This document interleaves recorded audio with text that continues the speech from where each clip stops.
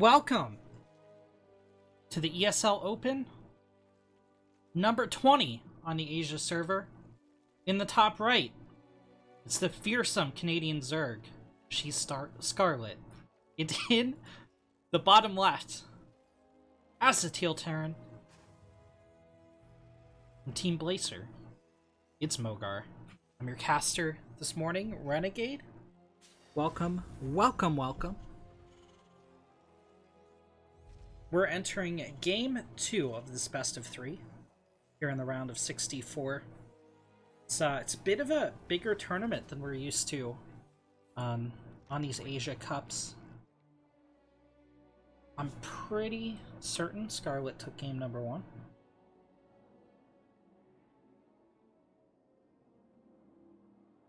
She is playing her native Zerg.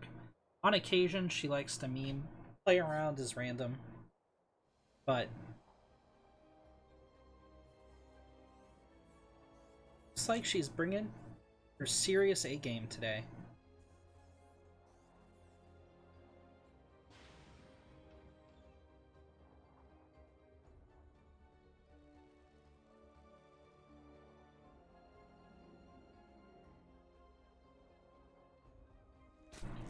It's a hatch first opener from our Zerg.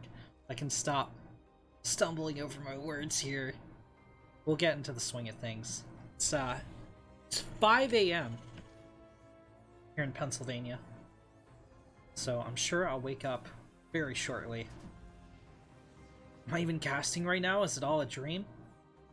Mogar goes for the Reaper expand, sends out the Reaper for the Scout, for the harassment. SCV Scout returns.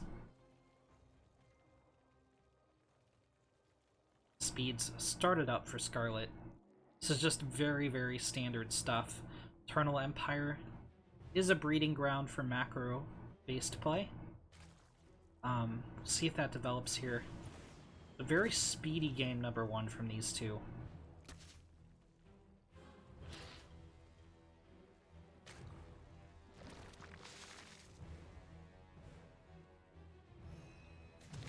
Mogar hops in, Mogar hops out.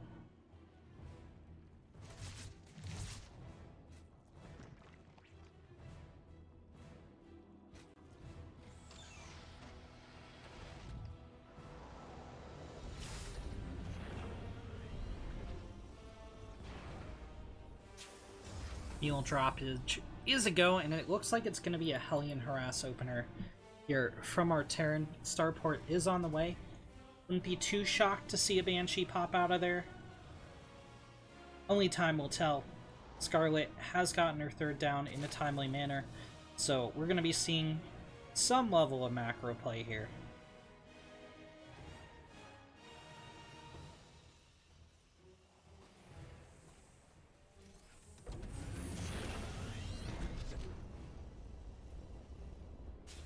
There is the swap onto the Tech Lab, so it is going to be a Banshee. There it is. Cloak has started up, so at least 2 Banshees probably. It could be 2, it could be 3. But at least 2. Minimum of 2. Greater than or equal. Scarlet, in the meantime, has gotten out her defensive Zerglings.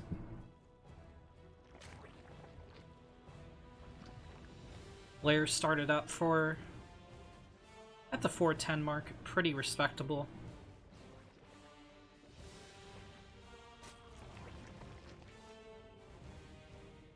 As she powers up to 45-ish drones.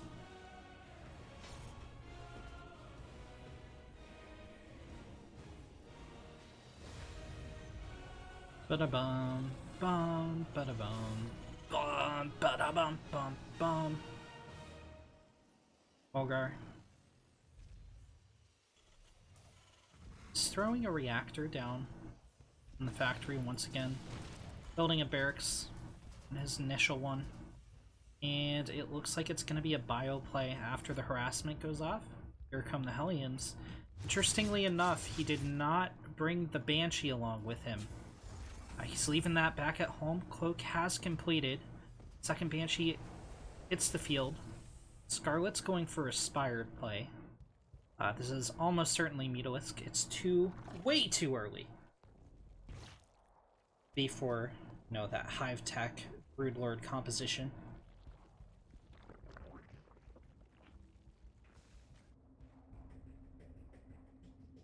Hellions haven't really gotten anything done. Queen squad moves out. They are gonna continue spreading creep. Looks like.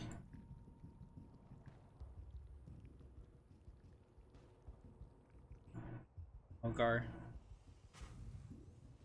hasn't really done anything to slow Scarlet down here at all. There was the very anemic attempt to get the Hellions in.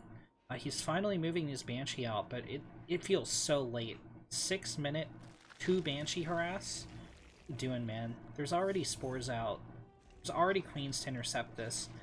You know what? They could pick off these banelings, and I think that's exactly what he's gonna do. This is a nice little find here, but 4 queens and an overseer are way too much for these guys to handle.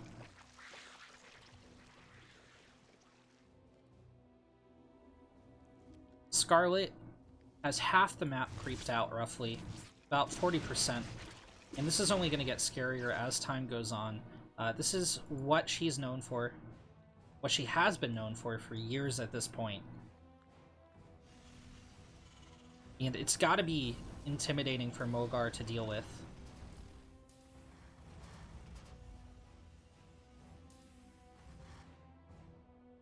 Especially knowing he's done all of 2 Banelings in damage to Scarlet this entire game. This is an unchecked Zerg. 72 workers, Mutalisk in the air, Ling Bane on the ground, insane creep spread almost to the Terran side of the map. Total control here from the Canadian.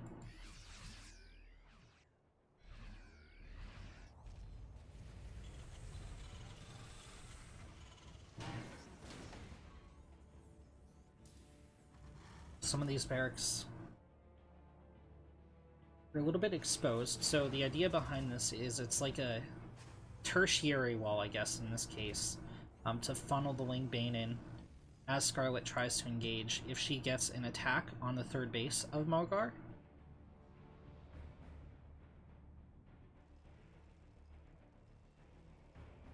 Mogar didn't complete this missile turret for some reason. So this SCV line is totally open to fire. Marines do stim in, but not even a single muta kill. 4 SCVs picked off for free. Need to do, of course, regen health quite rapidly. Oh, and they're gonna get the Banshee. That was just accidental. She didn't even know that was there. Oh, no, she totally did. She has a Ling on the Zelnaga. Never mind. Never you mind. Scarlet still has her Ling Bane strike force out here. All the depots are down. The siege tank is looking awfully juicy. Mogar attempts to push out a little bit, but these Marines look so tiny in the face of this much Ling Bane, this much creep. In the now 80 drone economy Scarlet's on. 5 hatchery. Here's the major engagement. There aren't Banelings here. A lot of the wings go down. Banelings are morphing in. They have to be cancelled. All the wings get gunned down anyway. That was a great engagement for Mogar. There's so much more where that came from. Scarlet still morphing in. 23 Banelings. She gets her run by down.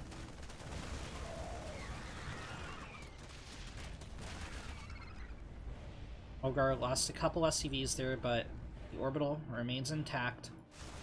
Scarlet moves out, and these Marines are on creep. Banelings are so fast. And she just cleans house. The entire Terran army evaporates. The Muta boost, but they don't go home. GG is called. Match in the bottom left. As the red Protoss, it's Firefly. And in the top right, as the blue toss, it's Zest. I would favor both Zest and Scarlet to go on to the round of 8. But Zest is going to have to get to the round of 16 first. Firefly is the obstacle that stands in his way of doing so. Now, a little bit about some changes to the tournaments. If you didn't tune in last week, there have been, obviously, we're doing this on a Monday at 5 o'clock in the morning, right? Usually we'd be doing it Sunday around 1 a.m. our current time situation. So that's big change number one. Big change number two is a $300 increase to the prize pool. So it's going to pay out a lot more.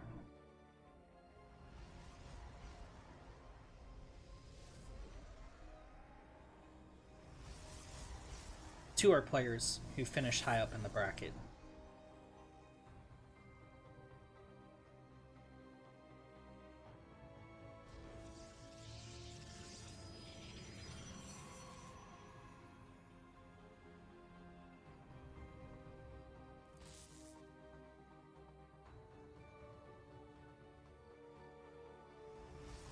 Firefly is scouting around.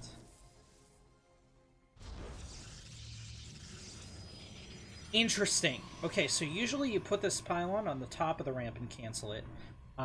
Down here in the low ground, it's not doing its job. So the job of this pylon is to see the first two units that come out of the first two gateways. Zest just waits for the cancel and moves down the ramp, up the ramp, just to kind of flex here that he didn't get scouted. It's going to be 4 stalkers opening for Firefly, so he is looking to get very aggressive. Zest has followed up his initial 2 adepts with 2 more adepts. He's holding at the top of the ramp, waiting for the onrushing aggression. Firefly unites his stalkers, moves forward. Zest, almost clairvoyantly, moves to intercept. It's a rather unique shade there. Zest has paused the game. Apparently he's getting lag. I'm canning! Hey, thanks for the raid, man. Really appreciate it. What a...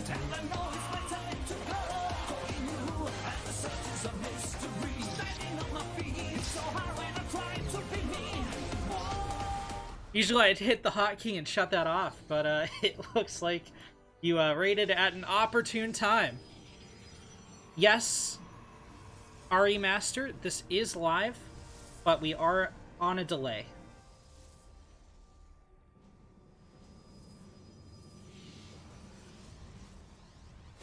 So, huge amounts of adepts coming out for Zest.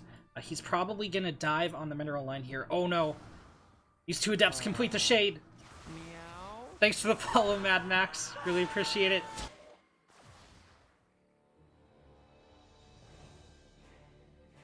And this is gonna be really nasty for Firefly to deal with here.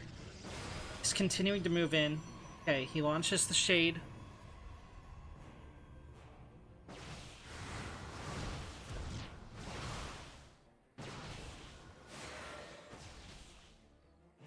He can't quite get up the ramp. Buildings do, of course, block adept shades, so he's gonna get out of there for now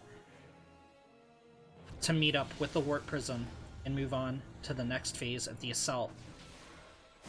Firefly, stutter stepping in.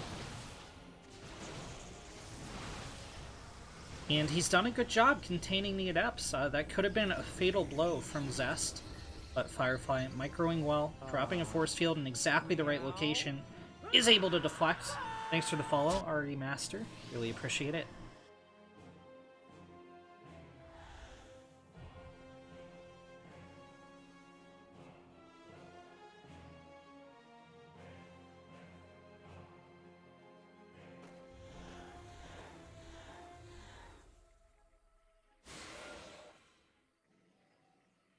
And, you know, it looks like Zest isn't getting damage done here. Oh, he's gonna snipe down the sentries if he can. Meow. D-dubs, thank you for the follow.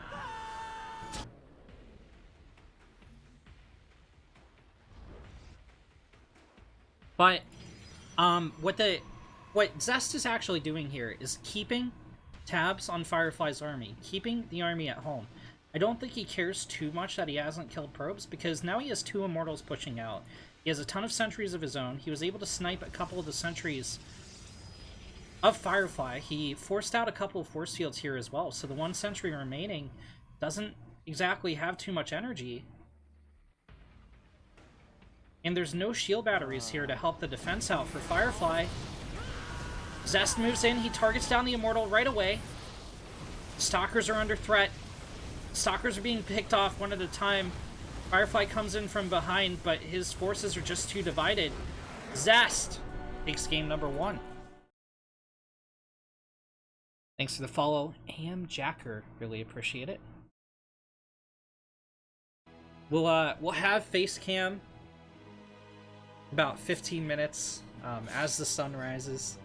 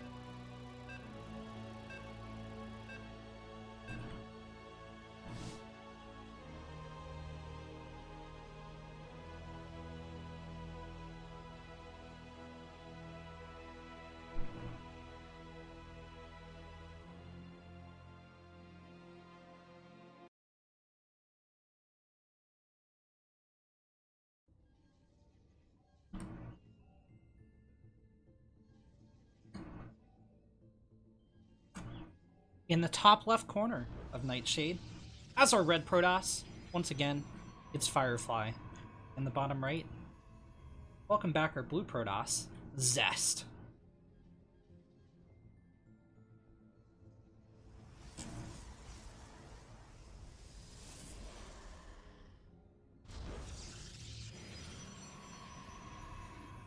little bit of a shaky opener from Firefly in game number 1. Not getting the scout on the first 2 units out of the gateway. Having to drop that pylon on the low grounds.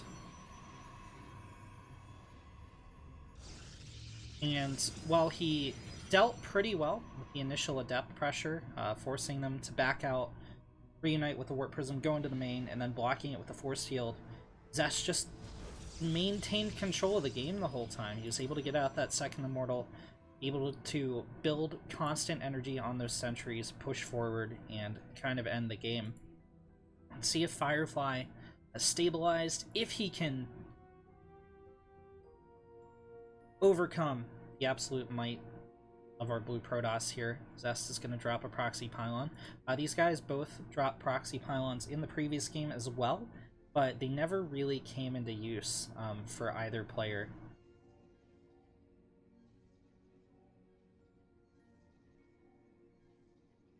So Firefly's going to scout around for that second pylon. He's not going to see it. He's going to be immediately suspicious.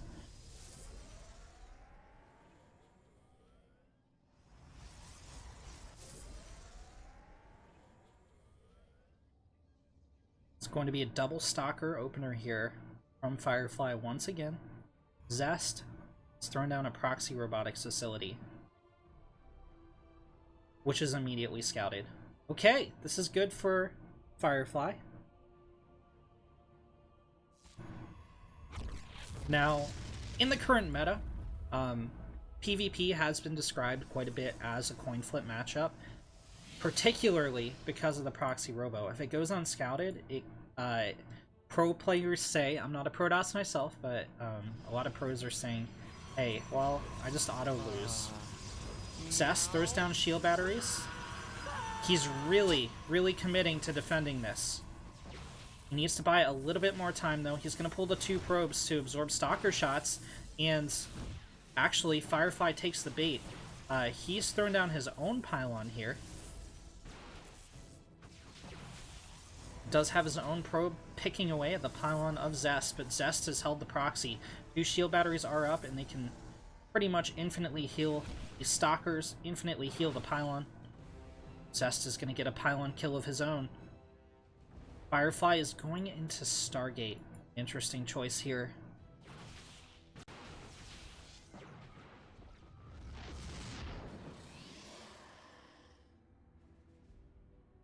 I would assume he's going to get out of Oracle and try to kill all the probes. Chairbear and Mosingen, thank you for the follows. Ari Master, the prize pool is $400 if I recall correctly. They adjusted the prize pool, so bear with me, but it is listed on the bracket page. If you just tab over, exclamation B in the chat, tab over, and look at the main page, it'll tell you the prize pool. I do believe it's $400 plus ESL Pro Tour points.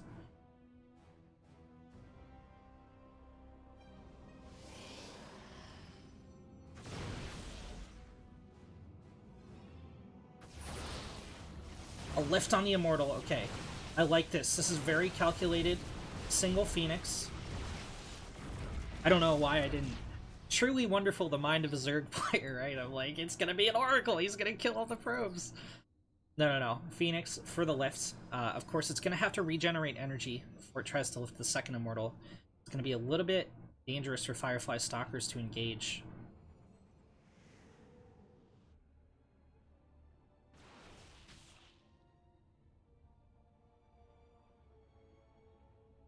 And of course, it's going to be very hard to engage in range of the shield batteries. Goes after the Robo once again. He's forcing shield battery energy to be used on it. Puts a couple shots onto the Warp Prism as well. Zest is going for second Immortal again.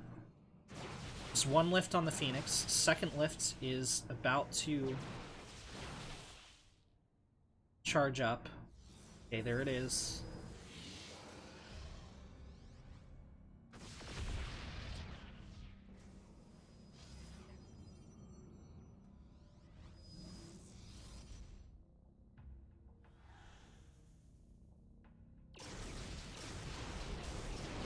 The Phoenix are eating up the shield battery energy by targeting the Warp Prism, but Firefly gets some of his units caught off by Force Shields. Takes out half the health. Okay, he snipes down the Prism. That's nice, but half his army's gone. The soup doesn't lie. He's getting out 3 more Stalkers back home. He has a few lifts, but this is such a large army pushing out for Zest.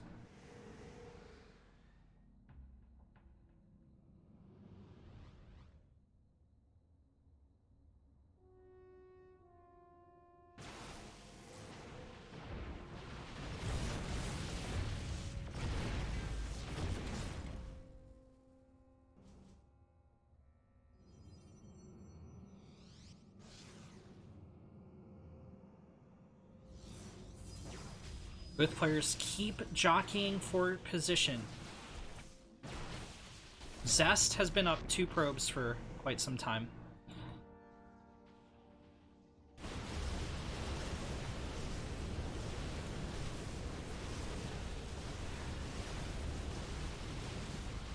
I think Zest just wins with raw numbers. Yeah. Firefly was trying to micro there, but Zest is just like, yeah, I have more stalkers. I'm gonna kill everything. GG is in the top right corner of Everdream as the blue Protoss. It's Zest. And in the bottom left as the red Terran is an apt name for this map. It's Dream. Will Zest continue to persevere?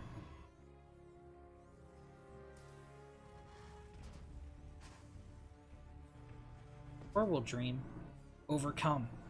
Look, guys, I was trying to figure out a way to work Ever into like some clever or catchy saying. It didn't work out. Wasn't meant to be. Zest sends in the pro. He was trying to angle on the SCV, building the barracks to get a delay, but Dream got the supply depot up.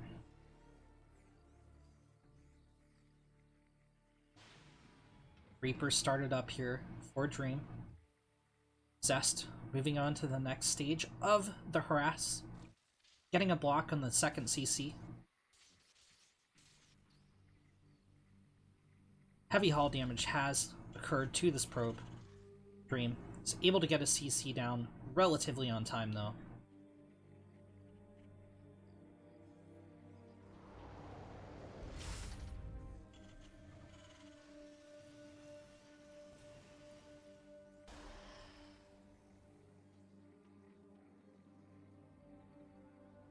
Zest is going to move into an Adept to intercept the Reaper, prevent probe carnage. Both players with pretty standard openers in the matchup. Dream's being zoned out pretty well.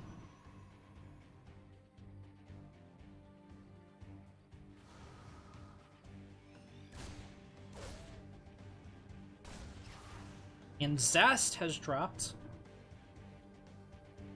Twilight Council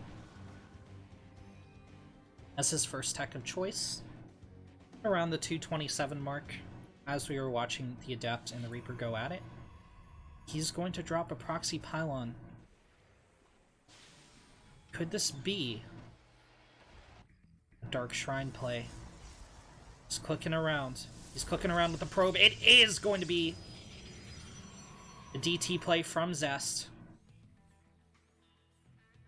Dream has got to identify what's going on. He has not seen the Twilight Council. Command center upgrade complete. The Reaper is still alive. It's still out on the map. It's got to get into the main of Zest and figure out exactly what the heck the Protoss' tech is.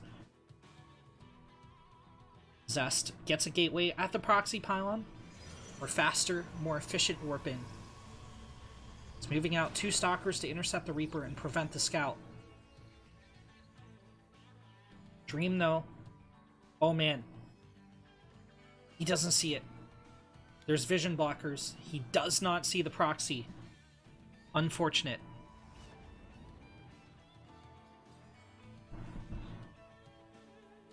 Phenomic? I am not Winter. Unfortunately.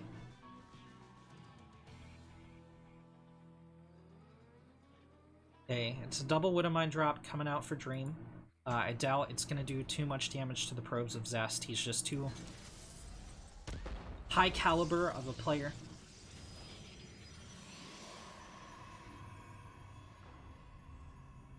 That hop off the cliff.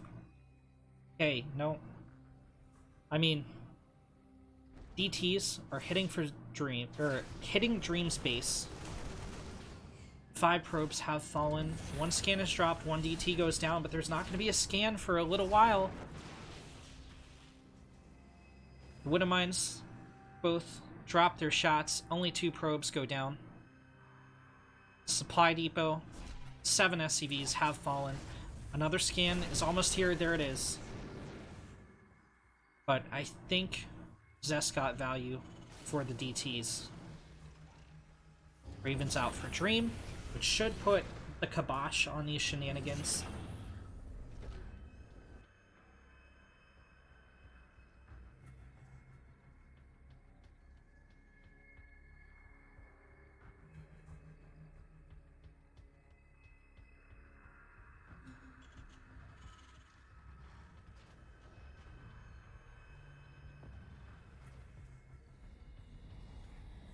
Dream is finishing up his 3rd CC, probably going to morph it into an orbital before he moves it to location.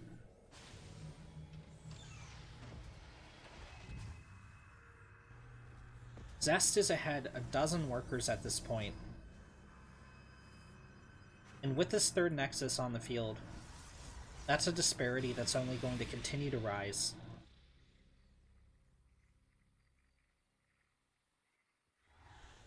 Double Archon drop is going to go off, but there's Marines patrolling to intercept. Disable is dropped on the Warp Prism. Now, of course, this does prevent the Warp Prism from deploying. It can't drop off units, it can't pick them up. So Dream pretty much prevents any and all damage from this drop so far. Charge is completed for the Protoss. What we might see is an attempted drop of the Archons and then a deployment of Zealots behind them. Okay, the Archons are pushing into the tank. Zest isn't investing in the Zealots. Behind this, the Protoss is getting a Templar Archives. It's going into Blink. He's getting out +1. Stim is about to finish here for Dream. It's moving his 3rd CC onto location.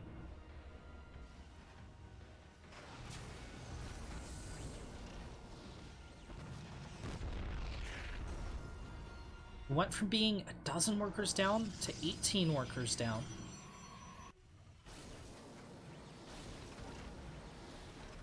Dream has got to think of a way to even the odds, because Zest is just going to keep powering up in tech.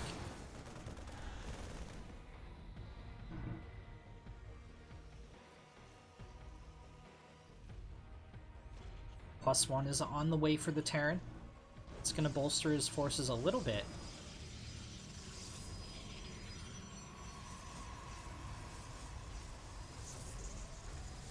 Let me think. How can Dream get out of this situation? Okay, he's hit with a pretty big supply block here. It's a little bit painful. There's still seconds left until that's cleared up. I think he has to prevent Zest from getting a 4th, like, at any and all cost.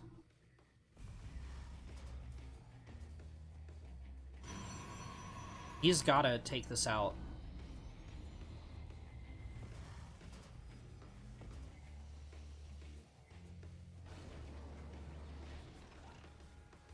He has caught up in workers, but Zest has been on a bigger economy for longer. You can see that reflected in the army supply, and as we know, the soup doesn't lie. Zest is going for a charge lot. Brass in the main. The Terran might pick off a couple add-ons or a couple SCVs.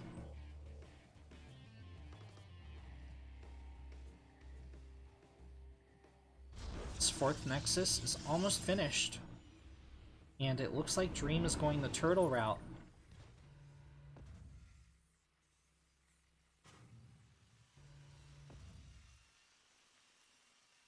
Okay, maybe not. He sends out a medevac. Radar tower is operational. It's going to see anything incoming from Zest. And give time to Dream to reposition. Zest is going into DT Blink.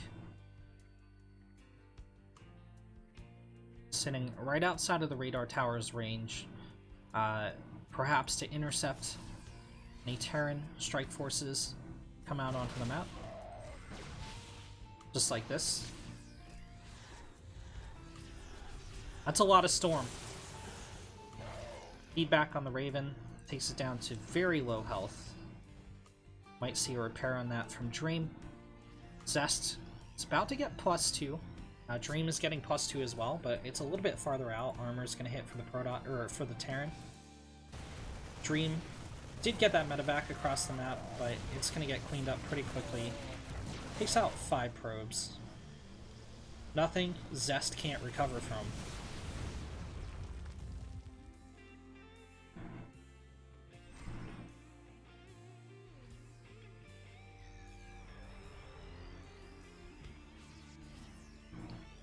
Dream's been on 3 base for a while now. I think he's just going to max out and then push out to take a 4th. Half the mineral patches in the main are gone. The natural is going to follow pretty shortly here. Let's see if we can find some diminished. Yeah, 190, 215.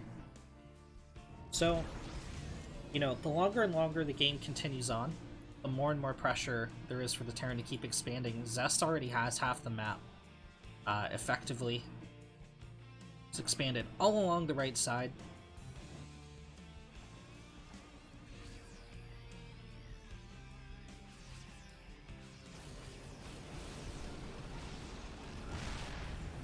Disruptor shots go up to try clear up something. These are nice EMPs. That was a nice Dorito cannon. Ah, look at the gross yellow Cheeto Archons. This is terrible. I really like what Dream's doing here. He's pushing out, he's dropping those EMPs, making it undesirable for Zest to engage.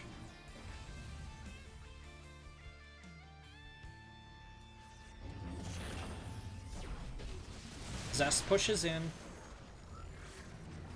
forces a lift on the 4th CC. Dream's getting out air weapons. And it's hard. It's hard, man, because these guys are just at, like, this... Oof. That was almost a massive Disruptor hit. Dream playing with fire, going in, stemming, killing the Disruptor before the shot goes off. Dropping the main, has unpowered a single gateway. And it's going to be forced to back out. But yeah, there's been no, like, really decisive blows, right? It's just been tiny pieces of damage here and there. Okay, this might be a decisive blow. Blink DTs shred an entire mineral line. And they're going to escape as well. Blink should be off cooldown. They really need to use it. Zest pushes in at the 4th at the same time.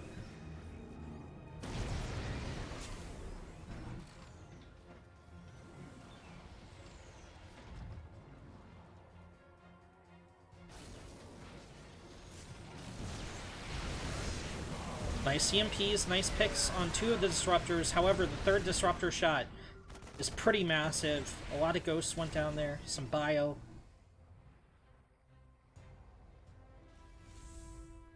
Dream, once again in a position where he's down 23 workers. He did have a little bit of a bank, but look how diminished that bank is now. Almost non-existent, one could say. Zest, in the meantime, has 3,000 minerals. He can make unlimited charge lots.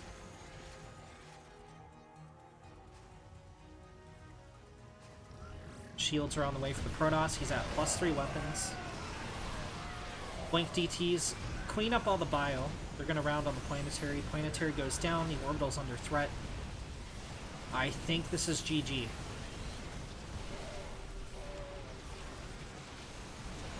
Bio comes in from behind, but this is a big yikes for me, dog. Okay, Zest recalls half the DTs. 3 of them do get cleaned up. Looks like Dream's gonna hang in here. Bunch of Liberators get picked off. Just how do you recover from this as Terran? Remember, as I noted earlier, Zest has a pretty big bank. He can warp in real fast. He's triple pumping Disruptors.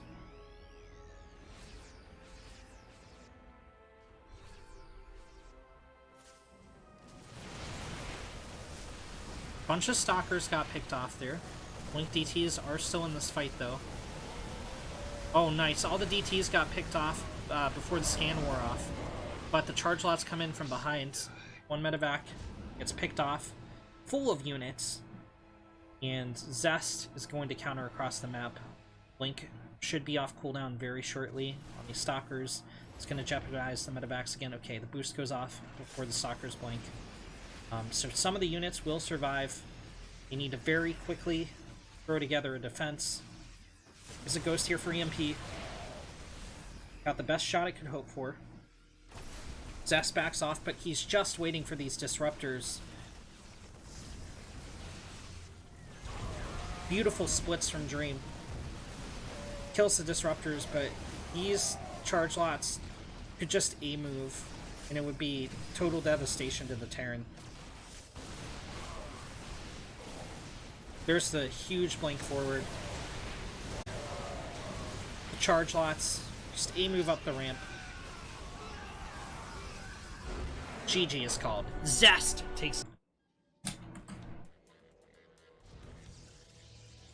In the bottom left corner of Eternal Empire, as our blue Protoss, it's Zest. And in the top right, as the red Terran, it's a Dream. Zest took game number 1.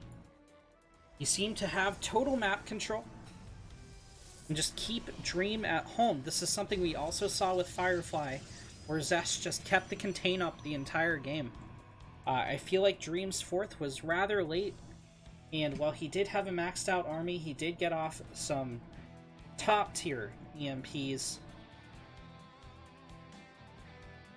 Zest just had too much. It was a numbers game, and Dream didn't have the numbers.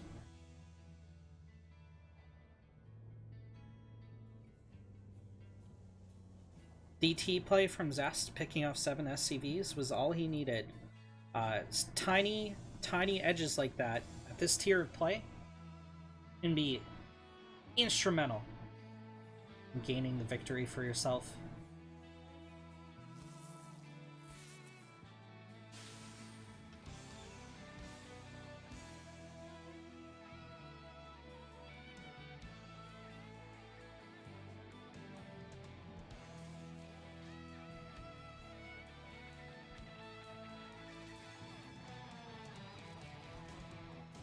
Zest going for the CC block.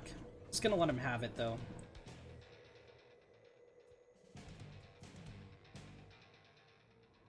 It's being a gentleman. It's not being a parting. Parting would have fought to the death with that probe.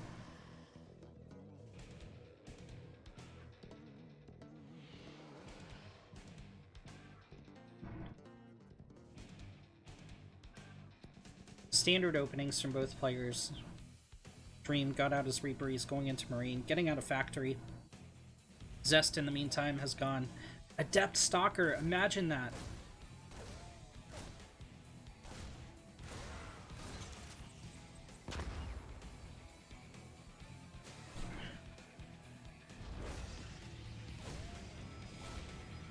We saw this in game 1 as well, but Dream is being just so conservative with this Reaper. Okay.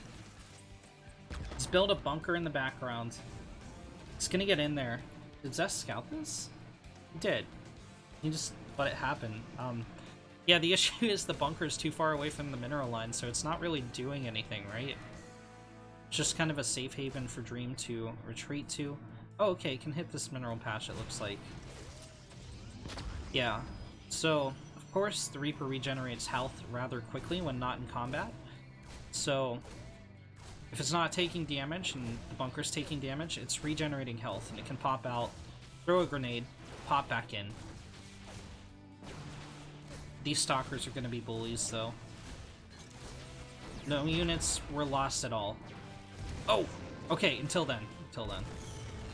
And Dream's going to salvage the bunker. However, there was one pretty critical flaw here to Dream's plan, and that is he lost the Reaper without scouting. So he's probably... he might have gotten a probe kill, but it's going to cost him more in economy over the long run. He might have to burn a scan. He's going to rely on this mine drop for scouting next. But he's been in the dark for a little bit of time. I guess you could argue, like, because the stalkers were fighting the bunker and everything, he knew what the composition of the Protoss was, and he can extrapolate from there.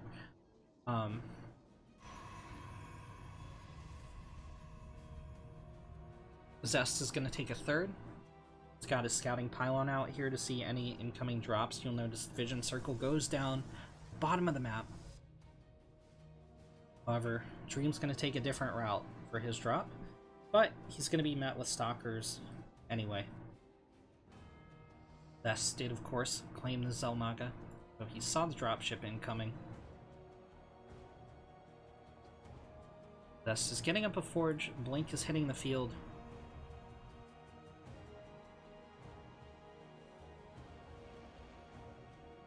Dreams tries to send the medevac in, but 2-1-0. Blink is here, and this medevac should never reach any probe line ever. And Dream is still in the dark about the Protoss tech. Does he know about the third? No, but he can probably guess at 522 with no Warp Prism in his base that Zest has indeed taken a third.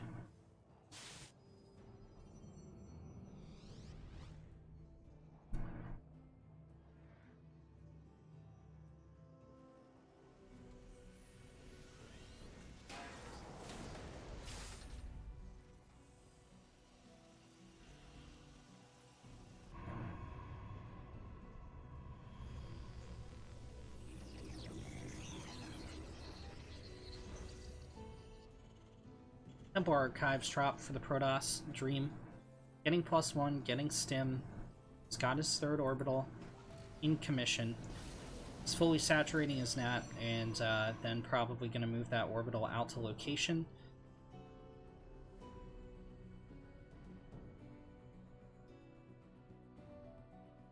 Zest sends a Stalker hit squad to the right corner. I'm guessing to intercept any incoming medevacs. That would be my best guess for that Stalker positioning. Dream moves out his 3rd CC.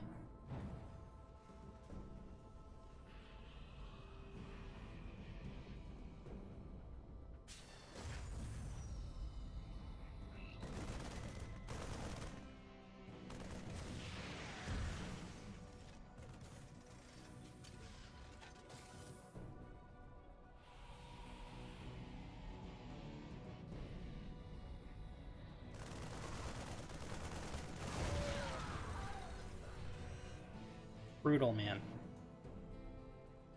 Dream claims the Xel'Naga, and that's something of note. If you're a lower level player, pay attention whenever pros are playing on Eternal Empire, just how much strategic importance they place on these Xel'Nagas. You'll see 1 to 2 units trading out at a time, and these constant skirmishes over the vision towers.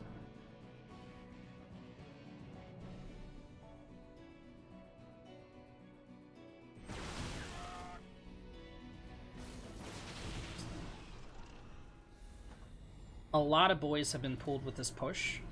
It's not entirely all in, but this is a pretty bold move from Dream. Okay, here we go. Dorito Cannon should be dropped. Oh, no. Huge Storms are dropped instead. I think Zest has held this. I think Zest has... I almost called him Zelda. I think Zest has held this really hard.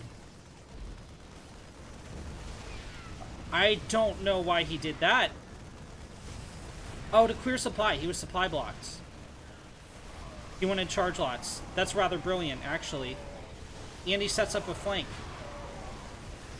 5,100 IQ.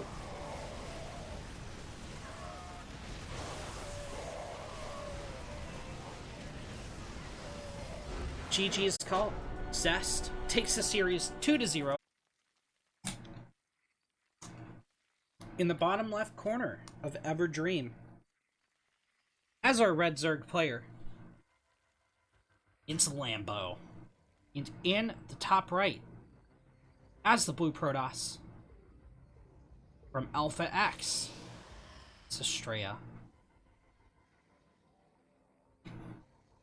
Estrella has been training in Korea for a while. Its powers are formidable, but they're still inconsistent. As much as I want to hype up this young, tenacious player, he's pretty hit or miss. I've seen him go toe-to-toe with innovation, and I've seen him crumble to lesser-known players. But he's out here. He's in the round of 16. He's looking to make a statement. Move on to the round of 8. It's a very stacked tournament. Lambo. As we noted previously, if we see, some miss micro or anything, he is at a ping disadvantage here. So, Estrella playing from Korea isn't going to have too much distance from the server. Lambo, of course, is going to be oceans apart. Now, that can influence strategy. Lambo isn't going for cheese, at least not yet. But, does that change how you play the game? Rather than going for like a Baneling style where you snipe, you roll the Banelings into the squishy core of the Protoss Death Ball, you try to get major hits on the high temps, major hits on the sentries. Do you go for like a less micro-intensive army as a result of the ping disadvantage that you're playing at? There's a lot of money on the line here, and we're only 2 rounds out from it. not to mention the ESL Pro Tour points. Now, of course, neither of these players... It's harsh, it's savage, it's brutal. Neither of these players are really favored to get into that top 2. But certainly, both could easily make top 8 and have a shot at making top 4.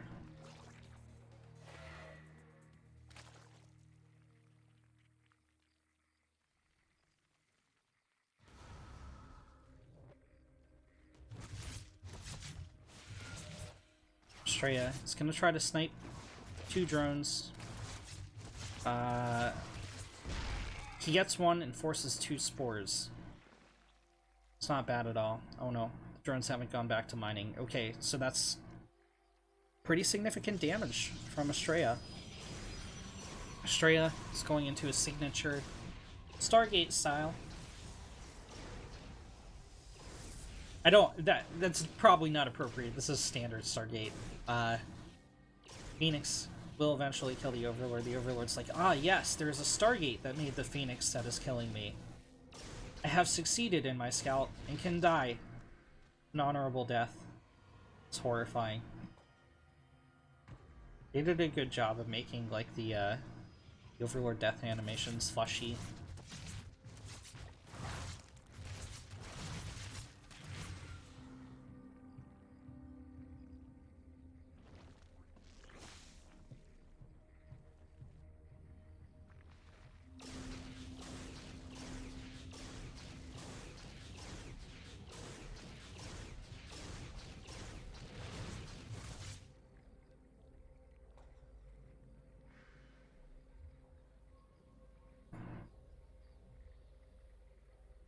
Oracle only has 1 kill. Lambo's done a good job of defending so far. Estrella's gonna send in 4 adepts.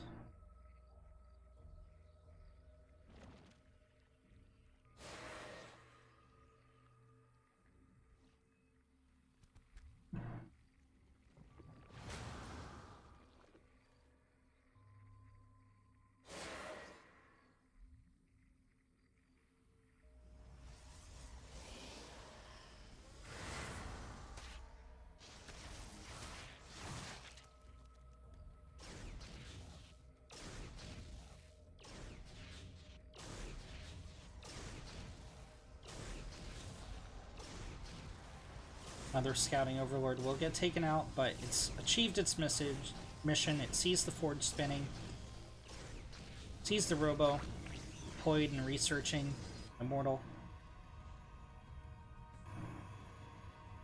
Is it like warping? How does a robo work, right? Because it's not like warping in the Immortal, or is it? It's like producing it, right? Out of this thing, the spinny thing in the middle. Lambo is getting up 3 more gas. He's going Baneling Nest, so that answers our question. He is going to go Lingbane Ravager, +1 melee even on the way to secure that even more. He's pretty locked into his strategy at this point. He sees the angle the Adepts are coming in.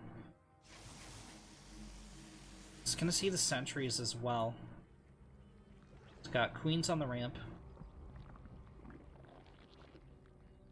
And Lambo is making his first 6 roaches here.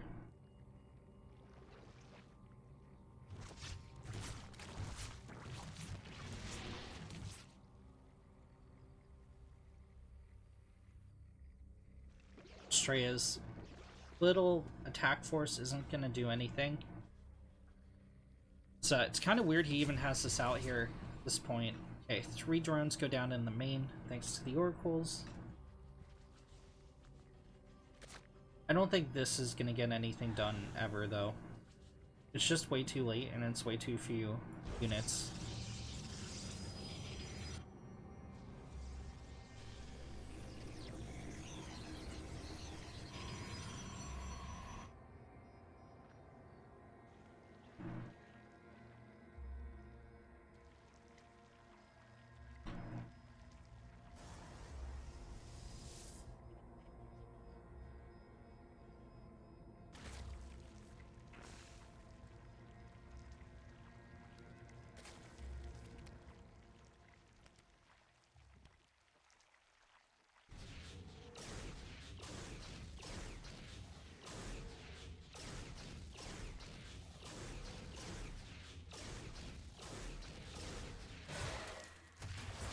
Estrella hits in the main of Lambo with an Adept warp in.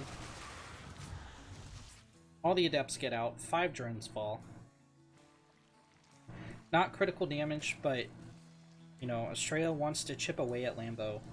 Wants to slow this down bit by bit. So the Zerg is weakened by just a couple units as he heads into the late game.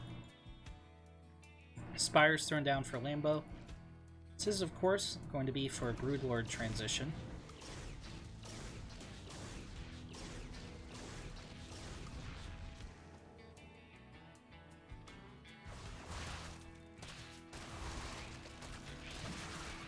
Lambo gets a corner on some unfortunate Adepts. Estrella is going to go back into the main, but Lambo has a force patrolling at the edge of his base to intercept this Warp Prism if it chooses to be daring. Lord goes down, supply blocking Lambo, but he's at a solid 197 supply. He has some time to get some Overlords out. It's a nice storm on the Banelings. Lambo's trying like a 4-pronged attack here. He's gonna crash the Banelings into these morphing in Zealots. It's gonna be successful. One connects with the probe line as well, but shield batteries will prevent the Lings from actually connecting fatalities on those probes. Charge lots run in. You get 1 drone kill.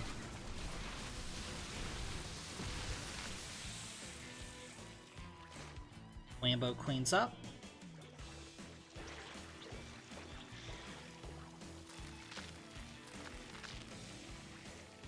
It's gonna morph in some Banelings, morph in some Ravagers.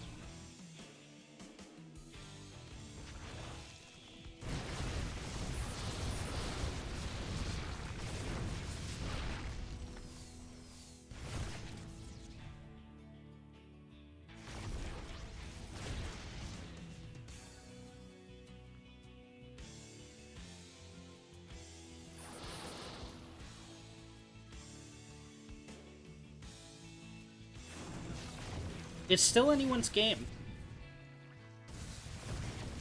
It's pretty even on both sides. I think Estrella has the higher value army on the map. Lambo is getting up his Greater Spire.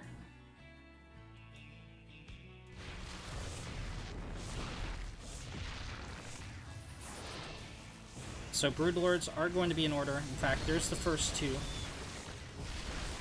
These roaches were sent into the woods to die. To clear up supply. That was an intentional move by Lambo. Of course, he would be hoping to get some damage done, but it's no great loss here for a Red Zerg.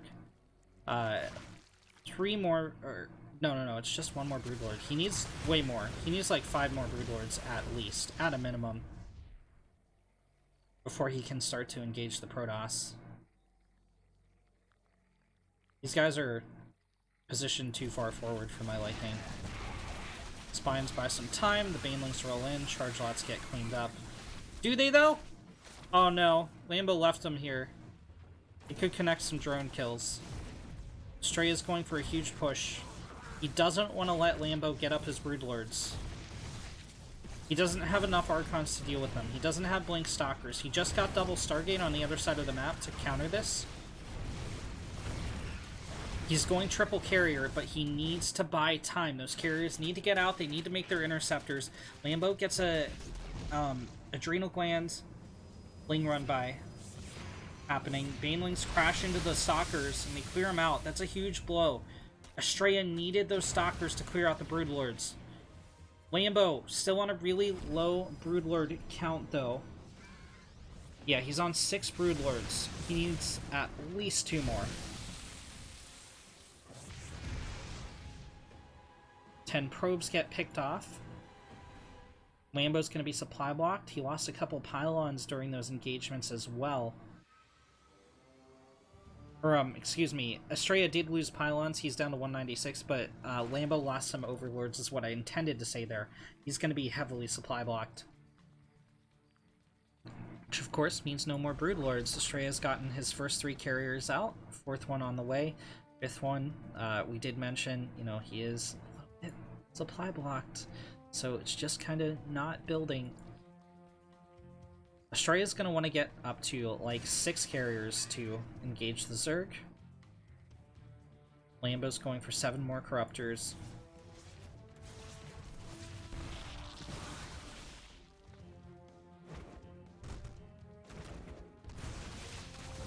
I think Estrella could have moved in there and taken out the Broodlords, but he does have Fog of War, of course. He is on creep, and this has got to be psychologically scary for the Protoss. He's going to back off. Gets a recall on the Immortals. Lambo is happy to oblige. That Ravager is like, oh, I bluffed my way out of that one with 10 health, didn't I?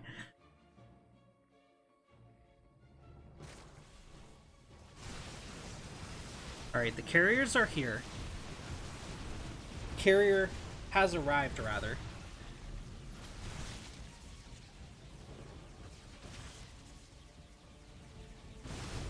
Estrella's taken out the rocks. Estrella has some charge lots threatening, but I think Estrella's kind of crumbling a little bit. He's going up to 5 Stargate and a huge committal to this carrier fleet. Adrenal Gland Lings should get the kill on this Nexus no matter what else happens. Estrella's just too out of position to defend. It's going to be knocked back to 4 base once again. All the static defense goes down there as well. Estrella is going to retake this expansion, but it's very softened up.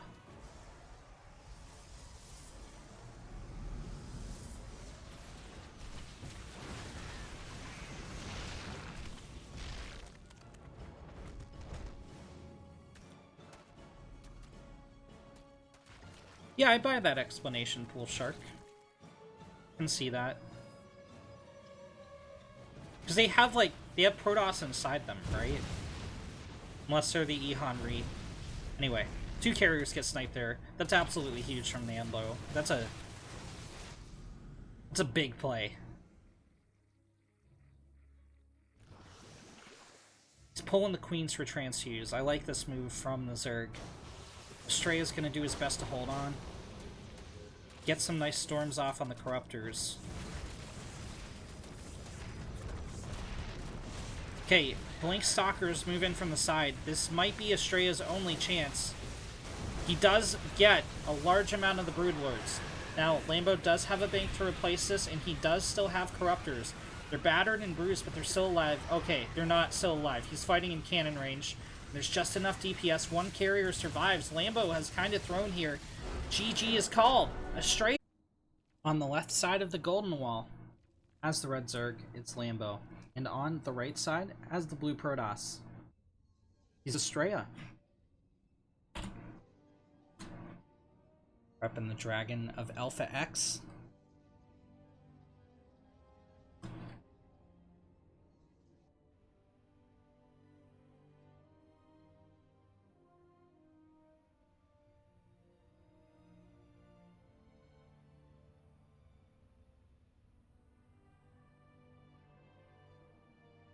Lambo, forced to take his 3rd location as his 2nd base. This does leave you vulnerable to adept play. I always say that, but I very rarely see Protoss make the moves necessary to capitalize on forcing, you know, on the fact that they forced the Zerg to take their 3rd location as their 2nd base. So obviously, Zerg relies on creep to defend. When you have slow lings, when you have queens, they just move so painfully slow off creep. And look at the distance. We're gonna pan the camera over to show you the distance between the main and the 3rd, right? So when dealing with something like an adept harass or whatever, if you're missing creep spread, the Protoss can deal critical damage if you're not careful.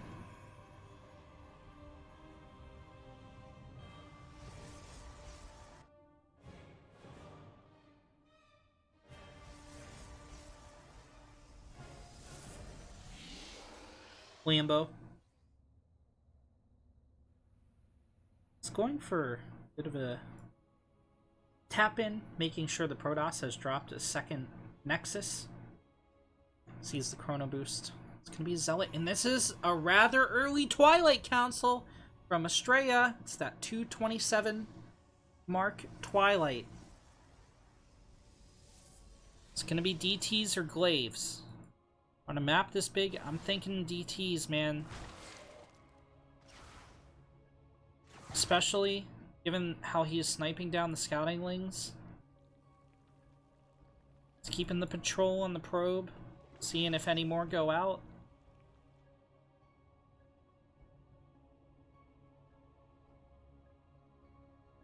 Our 2 units are going to change shifts.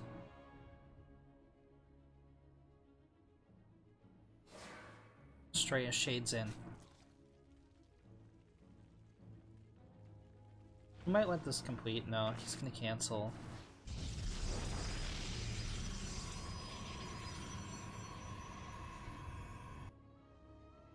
It is going to be a Dark Shrine play from Estrella. Lambo has an Overlord positioned here. He has not gone for Overlord speed.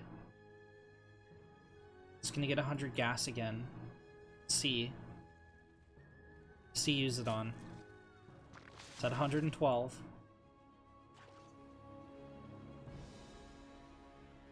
It's not using it on anything. No tech of any kind going down. Okay, Lambo finally drops a Roach Warren, but he's not getting a lair. He's not getting Overlord speed.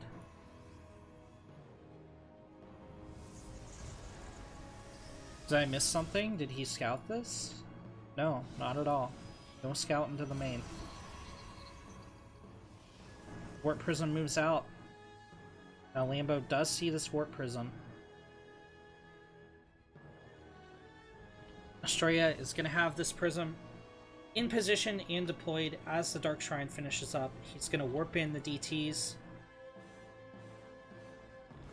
Lambo's going to have to defend. Okay, he did drop Blind Spore. Getting spores at the 3rd as well. Spore Spine. Spore in the natural. Okay, he's going to defend. Ooh, Estrella even loses a Dark Templar.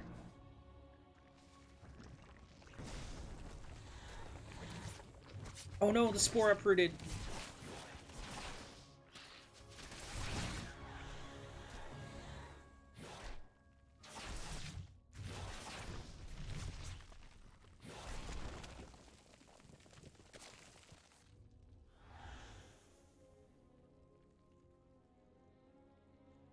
Estrella will escape with 2 DTs. He's gonna have to warp in 2 more if he wants to go into the Archon. Oh, right under the Overlord. Okay. Luckily for Estrella, Lambo has no way to actually deal with this. The only mineral patches he can mine out quickly at all are these, and there's just such a travel distance. Lambo loses the Overlord.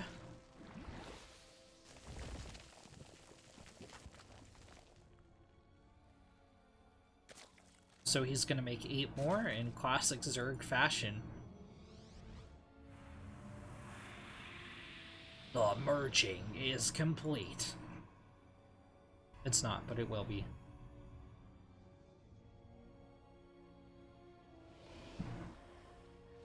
Blink started up here for Estrella. +1 as well. He's gotten his 3rd Nexus running. He's pulling 10 probes over there to saturate. Lambo is at the 630 mark. Needs to decide on a 4th or an all-in. He decides on the 4th.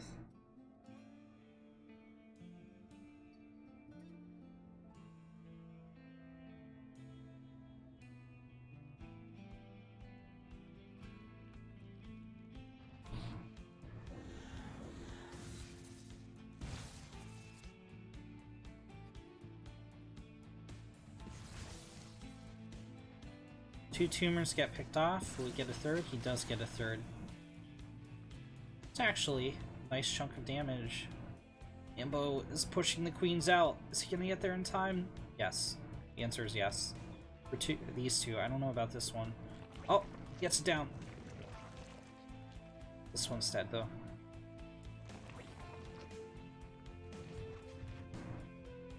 being run by from Lambo, going to soften up this probe line if it can. But there is a shield battery here, so it's going to have a tough time doing so. Loses another Overlord. Estrella. He's doing nice things with this drop. Archons have put in work.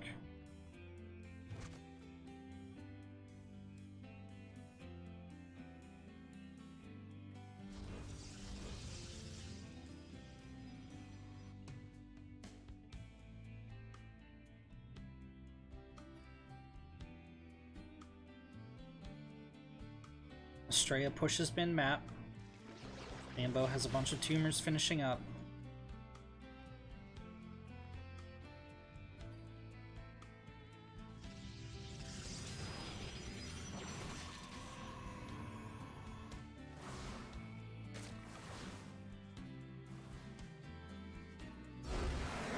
Lambo leaves with no G. Wait, there was no. I was just trying to build tension, man. Estrella was walking in.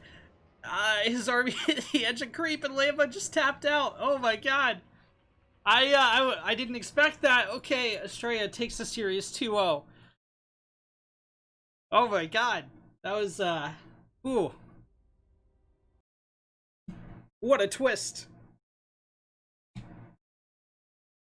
Estrella Lambo probably really frustrated with the ping. It's my best guess. And, saw the Protoss army and was like, I don't want to deal with that today. I don't need that in my life.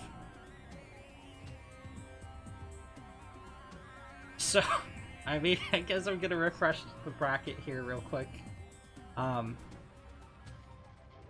of 8, we got Zest versus Patience. Scarlet advanced 2-1 over Special. Trap is facing her down. Stats versus Armani. And Estrella moves on to face Solar.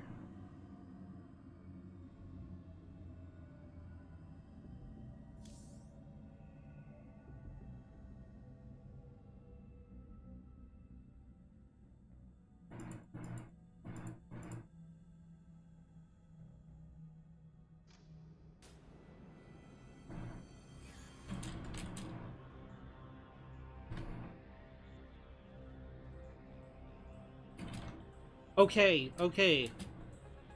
We're thinking it might have been a disconnect?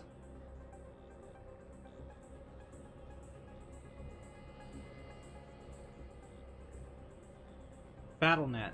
It might have been BattleNet.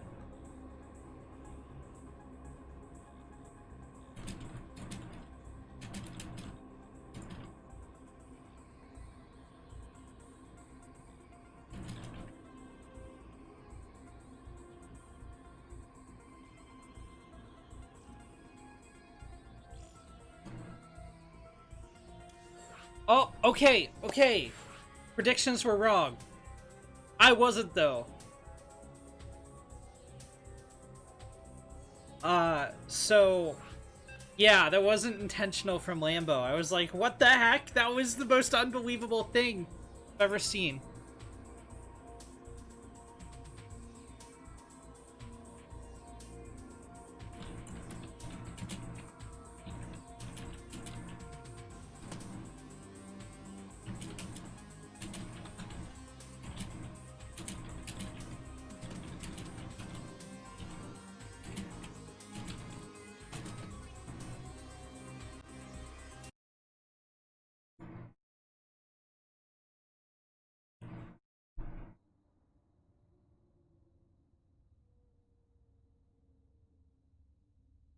Look at these lovely chaps.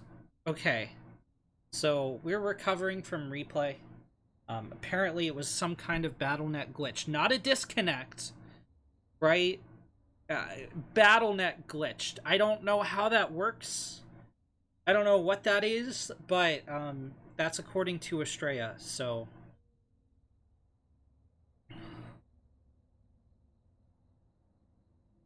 I was doing, like, mental gymnastics. I was like, why? He just left, but it's... Okay. So what's gonna happen is we're gonna load in. This is the exact moment. 2. There we go. Yeah, like, this is not that scary of an army. This is not that scary of an army. This is not a leave the game army. Okay, Lambo responding to the Archons. It could take our players a little bit to get into the rhythm. Like, I don't know that this is what our players would have done.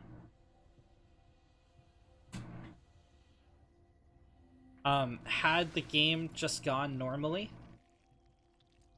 But this is how it's going now. Lambo with a huge Baneling roll-in. The probe line. Massive hits. 18 probes going down.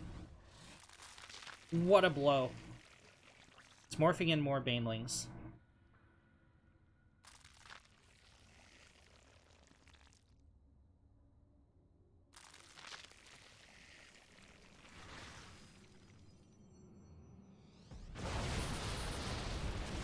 Those are decent force fields.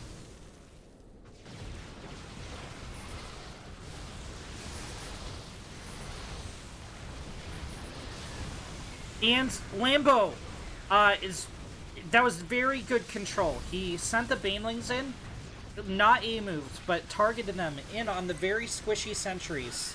Slutting them out a couple at a time from in between the Roach Ravager. It's back to Straya into a corner. These guys are very red. GG. Lambo claims the victory. Evening up the score. In the bottom right corner of Simulacrum as the Red Zerg, it's Lambo. And in the top left, as the blue Protoss flying the Dragon of Alpha X, is Estrella. I don't know if I like the spinny intros. I don't know. Let me know what you guys think in the chat. I've been considering if I just want to keep, like, with the classic twist, or if I want to, like, zoom out and be like, wow, you know, like, all over the place. I don't know. I feel like it can give you motion sickness if you do the spinny one for both players.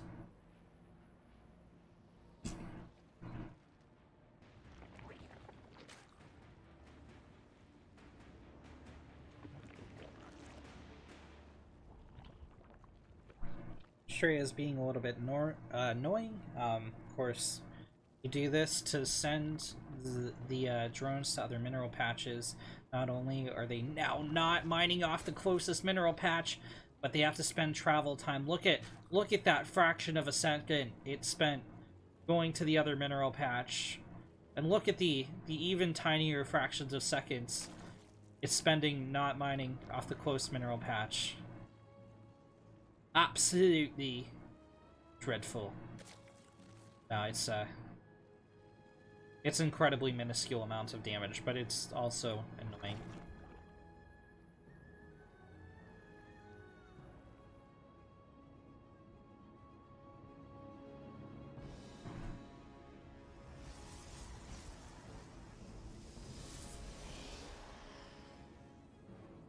Gonna be an adept to open up here for Estrella. Lambo's asking for a pause.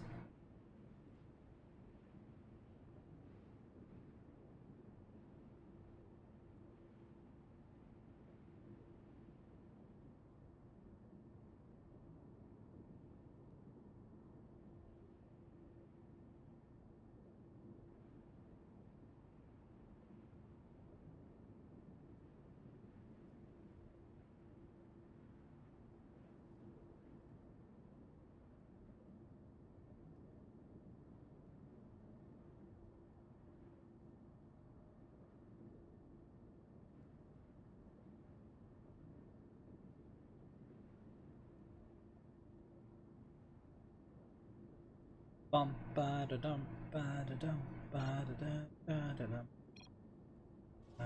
Okay. Have a resumption.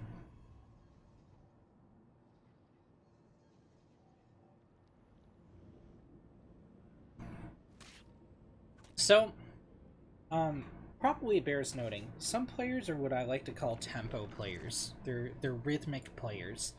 They kind of get into the rhythm of their actions. They have momentum. They base things kind of on like a flow and internal tempo. And then you have like control players, which make big decisions. They're not really worried about timing, or, I mean, obviously, we're talking about a different timing than we need X amount of forces or Y building at Z time. You know, the big difference between these two players being that pauses can be tilting. I know I'm a very rhythmic player. If someone pauses on me, it's like actually devastating to my game. I struggle so hard.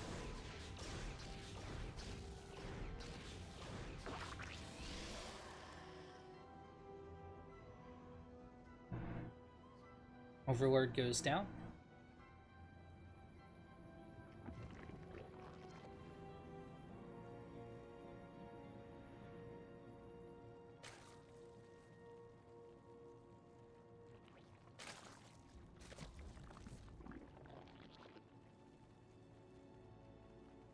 Ambo getting up some spores to defend against the oracles that will hit eventually.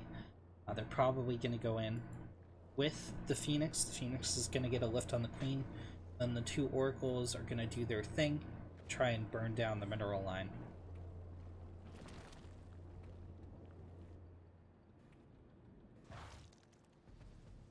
Adepts are going to shade into the natural as this occurs. Actually, Phoenix Oracle is hitting a little bit before the Adepts. These guys took a lot of fall damage from the Spore. Yeah, this is giving Lambo time to react. Estrella gets caught in a corridor. Beautiful. Beautiful surround from the lanes. Queen helping create a barrier. 5 drones do ultimately fall between the Oracles and the Adepts, but it could have been much worse.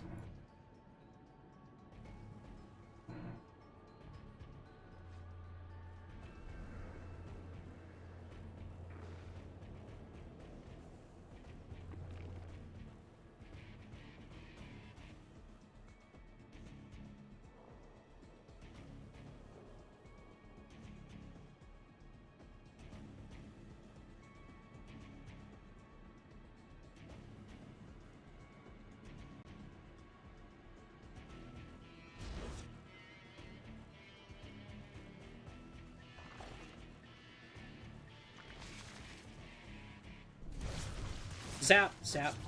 2 more drones die. The Oracles are like debating about whether they want to fight the Queen or not. They probably could have gotten the kill, but they were too hesitant about what they wanted to do there. However, you can't really blame Estrella. He didn't want to eat shots from the Spore as he was engaging the Queen, so he had to micro a little bit. Lambo drops a 4th.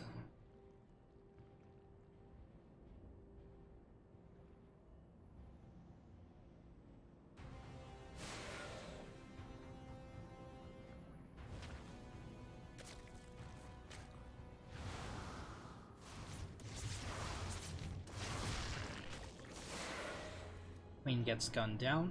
Estrella moves into the natural next. He's chasing the drones around while he doesn't complete the shade actually. Well, these two do. The rest of the Adepts are just kind of sitting here like dolts.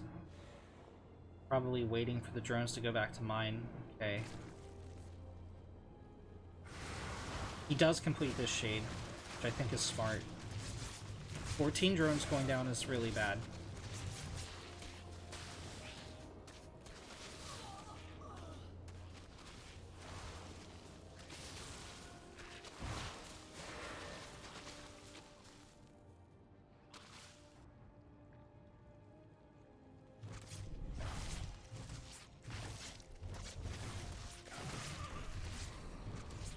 Four drones get picked off. So that's a total of like 20 drones from that wave of aggression alone. Not including like the 8 that went down earlier in the game. Huge carnage. And this is going to weaken Lambo's army as we head into the late game. This is what I was talking about in game number 1 that never really materialized. Like, Lambo's army size and composition wasn't really why he lost there. It was just eating storms on the Corruptors. And then, you know, deciding to tap out instead of building another army with his bank. But this game, Estrella has done severe early and mid-game damage to the Zerg. It will manifest in the late game. Estrella's going to be ahead on tech. He's going to have a higher value army. Charge and +1 are hitting the field. This third is going to be full of static defense.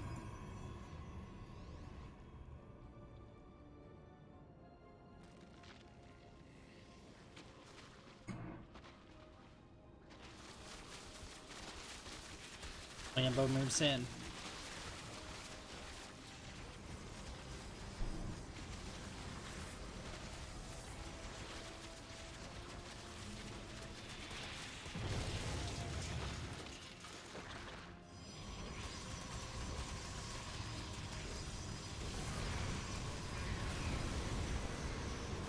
Estrella blew up some of the banelings on his probes. Lings are going to clean up the rest before derping into a cannon.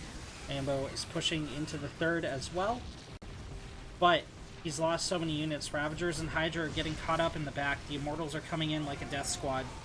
Some banelings do zone them out. They're going after the squishy sentries. They connect on the Archon instead. 3 Immortals get caught out here. The Prism kind of saves them a little bit. More Lings flood in for Lambo. He's heavily damaged the Immortals, but he hasn't gotten any kills. GG is called. Estrella. This is looking just a little bit familiar, as we have a Zerg on the left side of Golden Wall. Except this time it's going to be Solar instead of Lambo. On the right side, once again on the main stage, we have our blue Protoss, Estrella.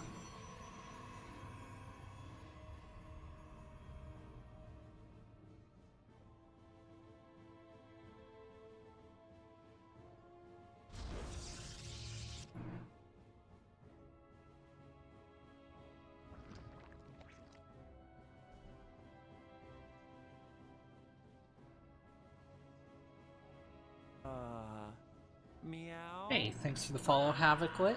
Really appreciate it. It's gonna be a dicey one for Estrella, I think. You saw how well Lambo played against him.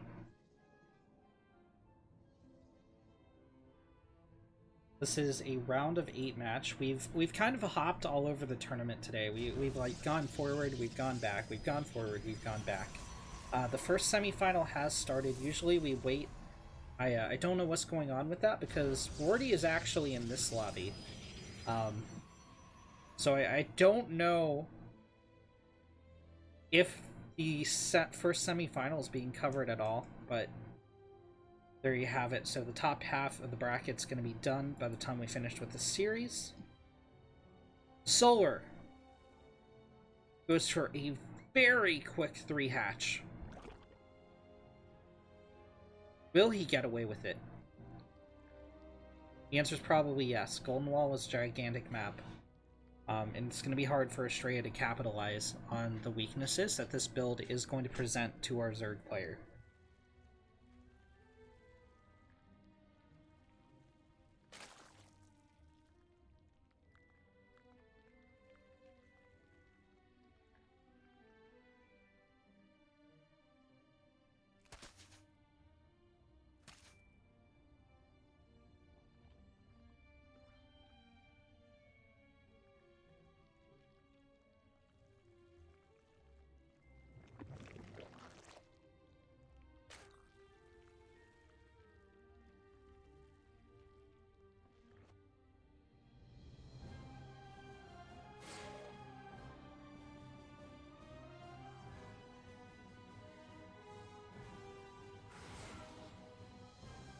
Estrella moves out with his Adept.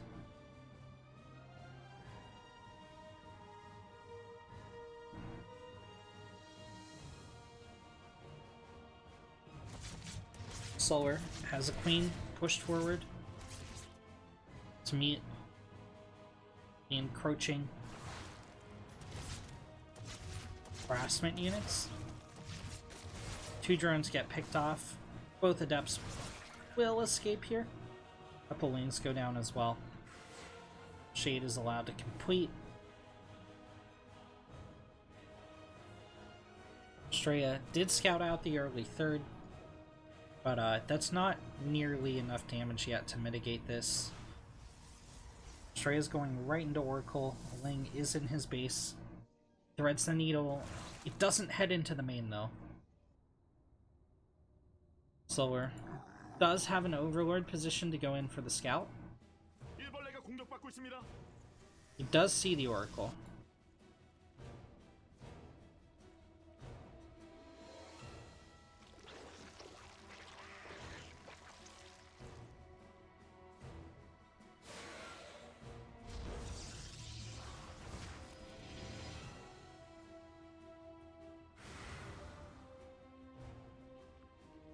Estrella shades out.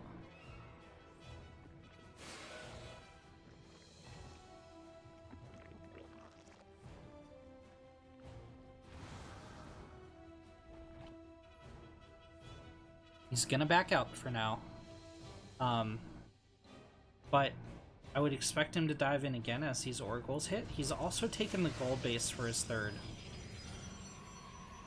which means he's kind of got to be very careful about not letting Solar do exactly what Solar's doing, which is get a Ling run by and shutting this down.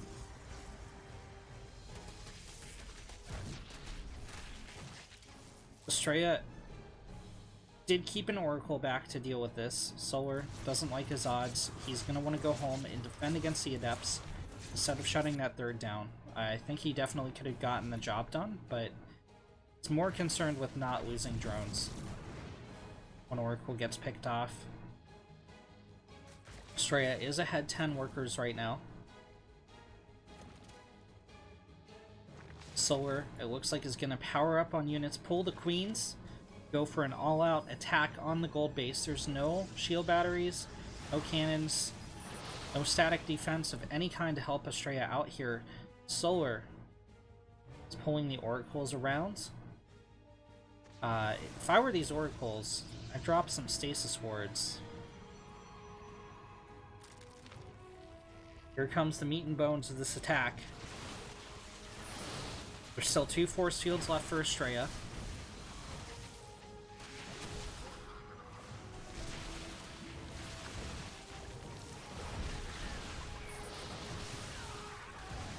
The Lings pick off a sentry, file down a cannon.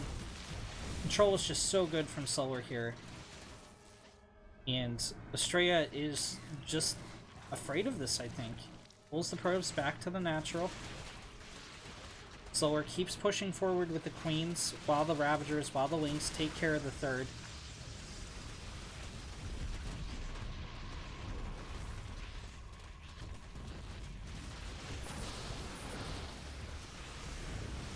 All the bile goes towards targeting down the Immortal. That's not going to be too successful. Okay, it's going to connect this time. Huge damage on that Immortal. Lings run in, they pick off the sentry. Gonna try to get the Immortal. Warp Prism saves it.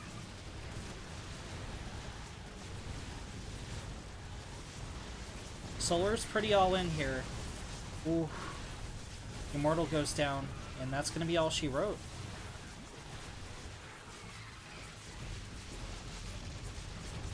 Okay. This Mortal has 3 kills.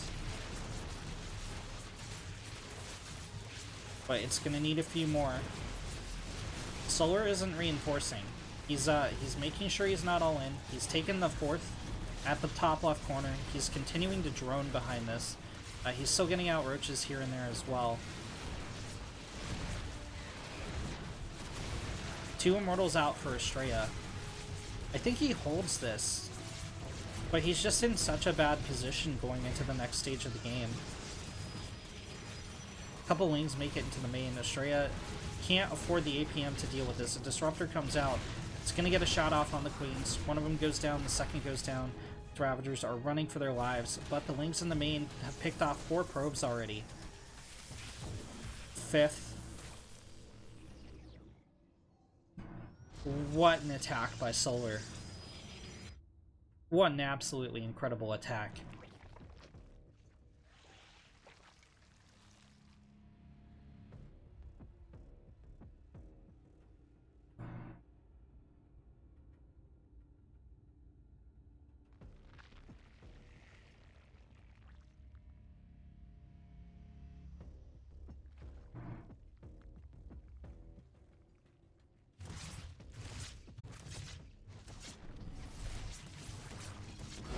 GG is called. Left corner of Nightshade as the red Zerg. It's Solar. And in the bottom right, as our blue Protoss, is Estrella. Flying the proud black and gold of Alpha X. Black and gold. Also the color of the Pittsburgh Steelers. Wouldn't you know it?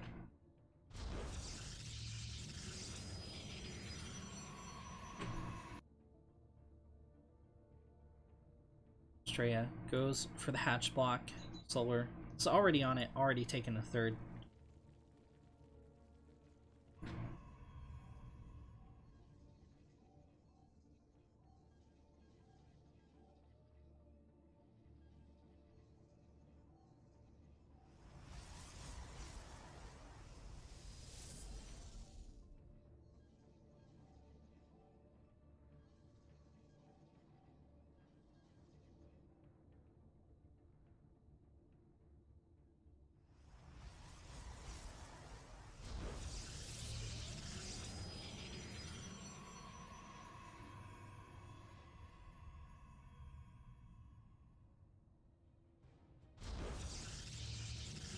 Full wall off completed for Estrella.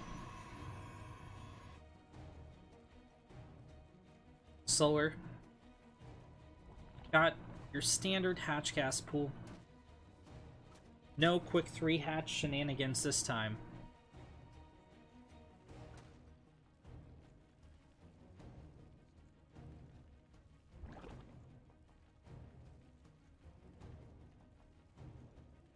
This probe likes to live dangerously, live on the edge as it goes right through half the probe line. Solar could have easily pulled some drones to kill it, but it's like, yeah, you're not worth delaying my mining time. It's a little bit far for these drones to transfer over. Solar is going to take a third. Wants to knock the scouting probe out first. And you'll notice Solar's gotten himself an extra couple lings. Usually you only go with 4 on the defense, but he's preempting that Estrella is going to send out adepts to take advantage of the lack of creep spread. So Solar has 4 lings split over here. Intercept. Will lose 2 drones nonetheless. Oh, 1 drone. Spores forced as well.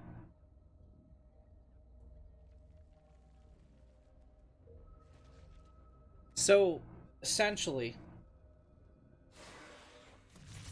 some larvae have already been lost making these 8-lings. If you think about units from a Zerg perspective, they're more expensive the earlier in the game you make them. Why? Because as the Zerg player, you have to make an interesting decision. Do I make military units? Or do I make workers? Workers, of course, are more valuable the earlier in the game they hit the field, because they're going to mine, right? They're going to recoup their value, and they're going to create more money for you to buy more units later in the game, or more workers. When you have to invest in 8-lings right at the start, you're going to want to get damage done, because effectively you had to sacrifice an extra couple drones to reach that count. Oracle zaps down 4 drones on her own. Solar returns his lings. There's plenty of energy in these oracles to hold the 3rd location. even forgetting about the adepts that are already there.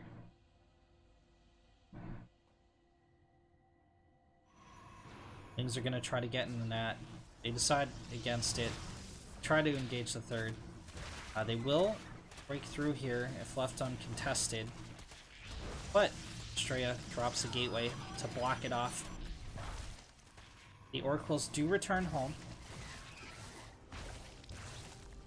Solar isn't going to mind this too much because they're killing lings, not drones. But again, he had to invest larva in these lings. The fact that he spent larva on lings means he doesn't have drones. 36 drones is not necessarily where you want to be here, or at this stage of the game. You want to be like 45. Solar's going into Nidus now. I don't know how I feel about that. He's getting 18 more lings, but he's already lost so many Zerglings. There's Oracles on the field to help out. And they still have a decent amount of energy. It's not the greatest, but... he's still bleeding out lings a couple at a time. It's very calculated. He pulled the exact amount of lings he needed to kill that stalker. No more, no less. Here comes a huge ling flood. The Nidus Canal's finished back home. How's he going to utilize it? Where is it? What does he have loaded in here? Just the queens. He's just pulling the queens. This is a build we've seen plenty of times before. But is it going to work? Usually you don't take this much damage before launching it. Estrella's on 60 workers. There's not transitioning out of this for Solar. You don't all of a sudden decide you want to drone up or macro or whatever. The queens aren't going to make it out. The idea is for the queens to kill the oracles and tank damage from the adepts while the wings deal damage on the ground, but all the wings are dead for Solar. The unit count. Well, I guess there's still 54 lings, but yeah, he's just never going to get them on this side of the map. GG, Estrella. Bottom left as our red Zerg player. It's Solar. And in the top right, as the blue Protoss, it's Estrella. The score is 1-1. Estrella is going into a Zerg-favored map. Will he be able to pull off the win?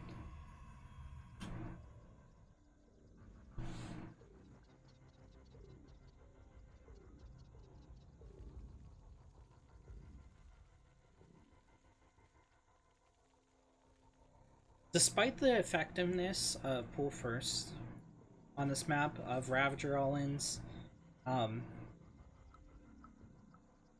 especially in these Korean Opens, I just see so many macro games. It's rather insane. Solar jukes the probe, he gets his nat down. It's a couple seconds late, but he's gonna be happy. He took it at the right location.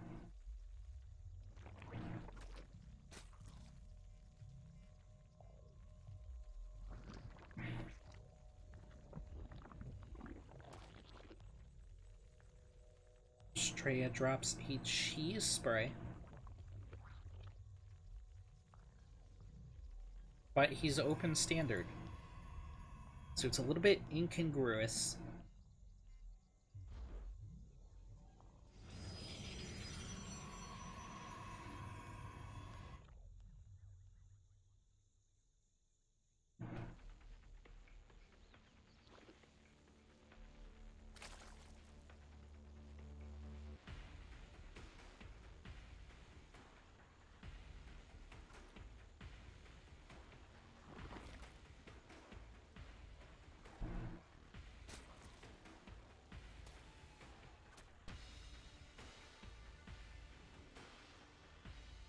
I hope that isn't bleeding into my microphone.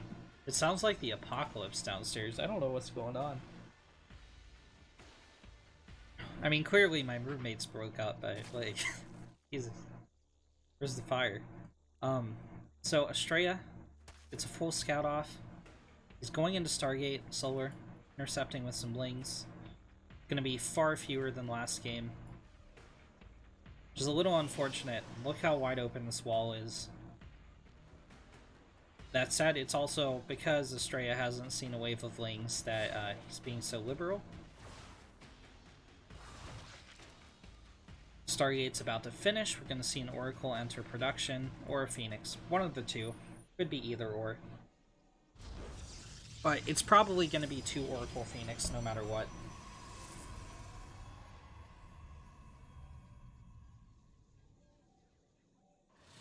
Alright, it's going to be Oracle first out of our Protoss, Solar. It's moving to intercept the Adepts.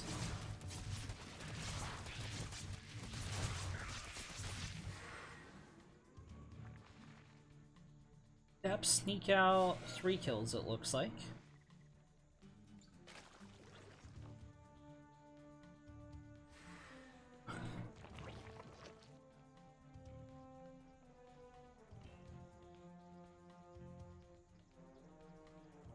Straya moves out a Zap Zap Ball, or as they're known colloquially, an Oracle. 2 Queens are here to intercept. Straya is not going to be able to connect with the drone line.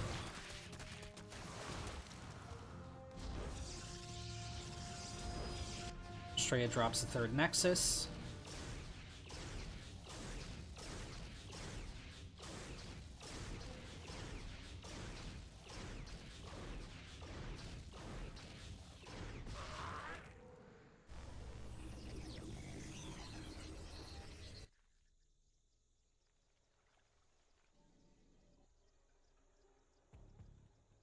Solar is down 5 workers. That should be about to change.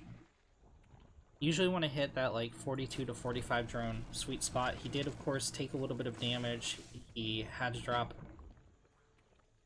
a couple spores, so that's going to cut into the count as well. It's going for Lings though. It's getting a Roach Warren. This should be Roach Ravager Ling Bane.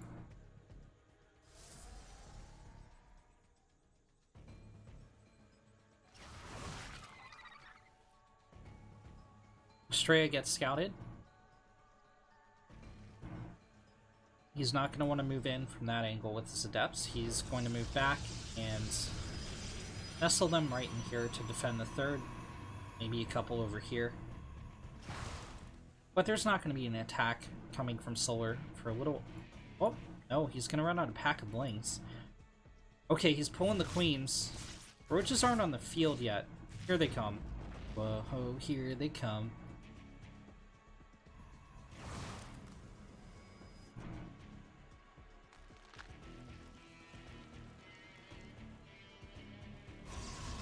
The March of the Queens.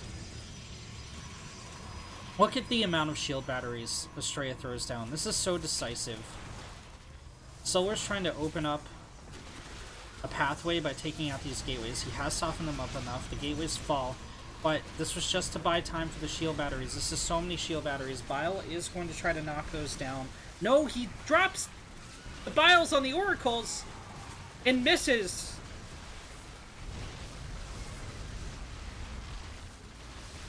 Estrella holds.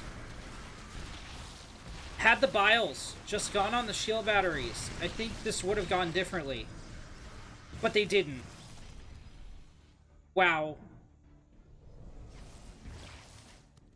The Lings are going to get cleaned up here. Solar has a decent worker count, but he has no army left. He's not even making army. He's making drones, man. Look at this Oracle. These Chad Oracle boys. GG. Estrella. In the top right of this best of 5 semi-final, as the Blue Zerg, it's Armani. And in the bottom left, as the Red Toss, it's Estrella. That's right, you heard me, best of 5. So, again, the prize pool has been hugely increased. An extra $300. First place is going to pay out 100, or excuse me, first place is going to pay out 200. Second place gets 100. Third and fourth each get 50. In order to make it a little bit more hype, ESL has also increased the amount of games in the semifinals to best of 5s. The grand finals also remain a best of 5.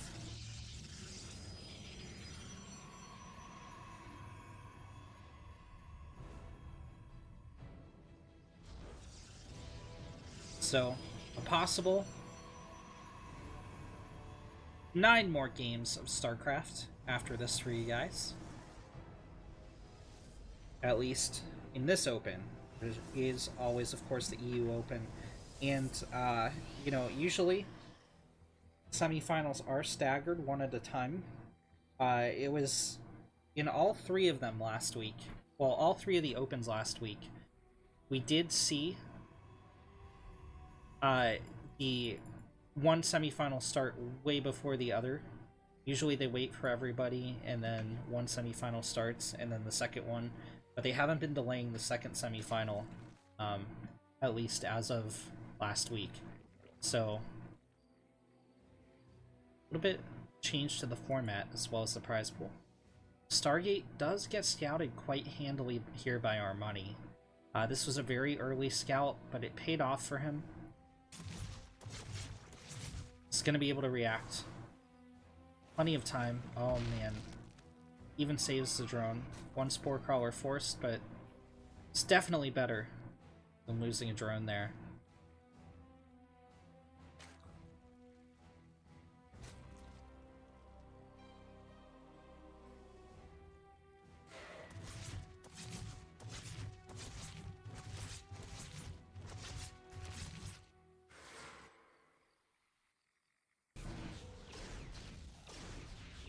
Oracle's coming out next for a straight.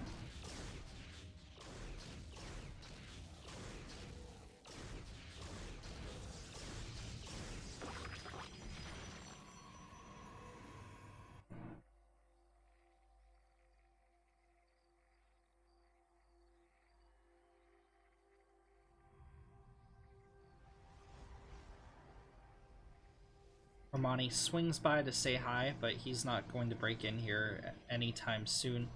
He splits off a lane to scout if and when Estrella takes a third. He sees the 4 Adepts in the wall too.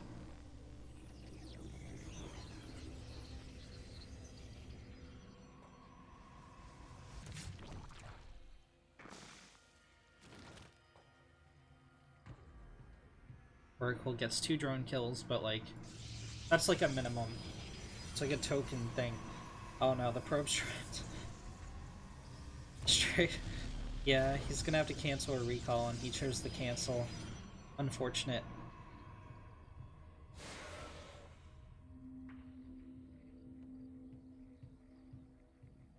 Estrella does take his third. Romani saves all the lings, even the scouting one.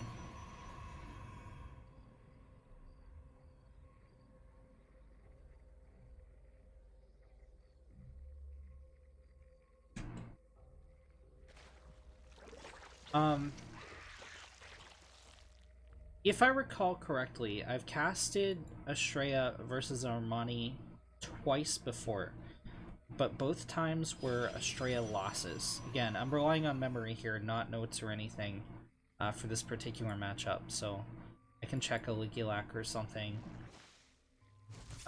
in between games. But Armani is just such a strong Zerg. Definitely deserves to be here in the round of 4 as much as Estrella. And he just looks like a different player compared to the previous 2 Zergs that we've seen go up against the Alpha Dragon.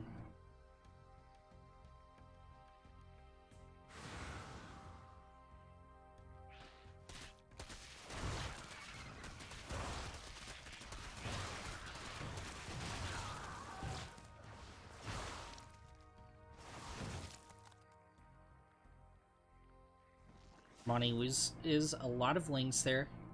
He's getting 14 more though, and 6 roaches will be operational. Another 5 on order.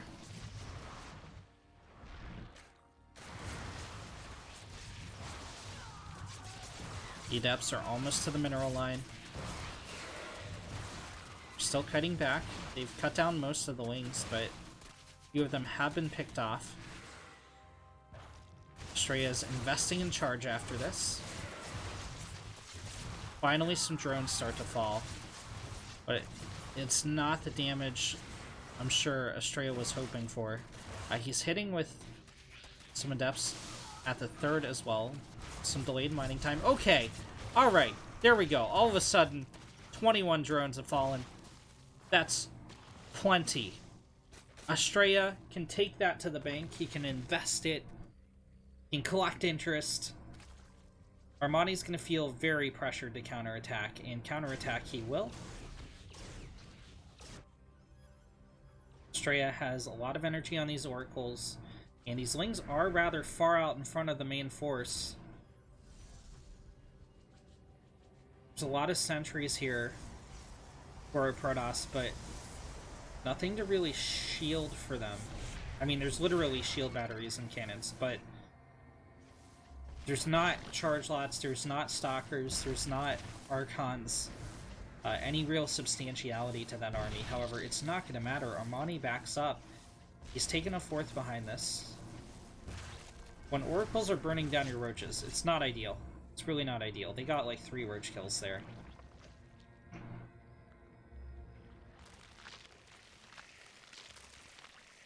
Armani morphs in some Ravagers. He's poised to strike at the 4th. He will strike at the 4th, and he will get a cancel on the 4th. Will he, though? Oh, he's not going to get it. Wow. I for sure thought that was going to be cancel, but the oracles were just a little bit closer than I thought they were. They had a little bit more energy than I thought they did.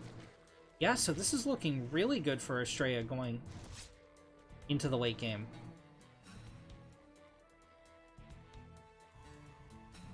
Armani just lost so many drones. Now, he is up to 72 again, but remember, he lost a lot of mining time while those drones were out of commission. Also, so many lings went down to those adepts as well. We take a look at the resources lost. Oh no, not like this. Thank you. Armani's lost 1,000 more than the Protoss, which you always expect Zerg to trade less efficiently, but not to that level that early in the game.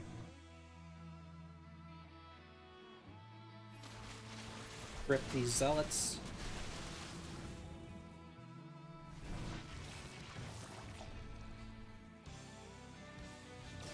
Another 3 drones get picked off. It's just adding insult to injury. It doesn't even matter at this point, but oh my god, that Ravager matters. The second Ravager matters. Oh, they don't go in for the kill.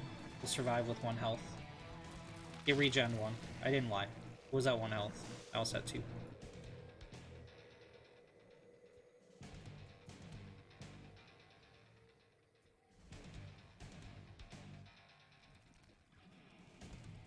Bonnie goes for rather major attack. Decides not to launch it, and that means Estrella is going to have time to get in position. Charge lots absorb all the Banelings to the face. Not all the Banelings. More Banelings come around, but they do get stormed down. And all the high-value units of Estrella's army are safe. 4 probes have been picked off, but that's not a significant amount of probes at the 11-minute mark. Armani's trying another Baneling roll-in. Beautiful storms, beautiful force fields from Estrella.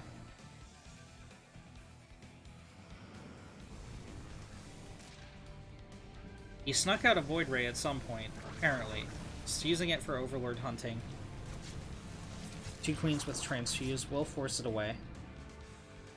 Overlord's gonna follow it. That's... What are you doing, Overlord? Why you do this? And this is a pretty severe supply block to Armani. He has to make 9 Overlords. That's so much money. That's 900 minerals. 1,000 minerals. He built a 10th Overlord. 1,000 minerals just in those Overlords. That's such a huge investment. And they can't kill anything. They can't do anything. He can go for a Dropper Lord play. That's about it.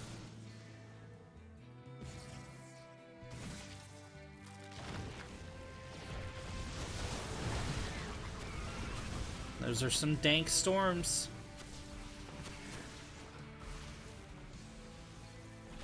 Armani ultimately holds the choke. He shunts those banelings into the charge lots.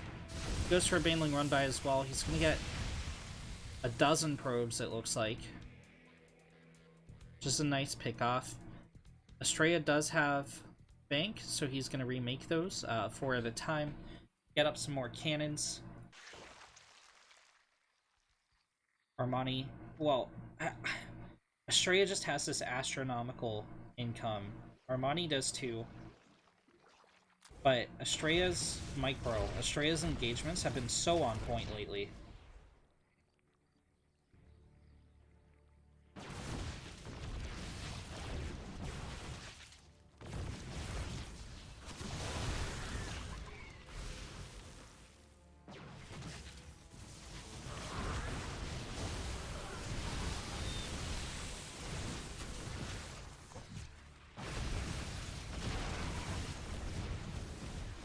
This Overlord Cloud is in danger. It's a good thing Armani has a bunch extra. He will sit the Overlord Cloud over the drones. They are paperweights. They're not doing anything. It's like they're gonna long distance mine, maybe. He didn't click on the mineral patch. That's unfortunate.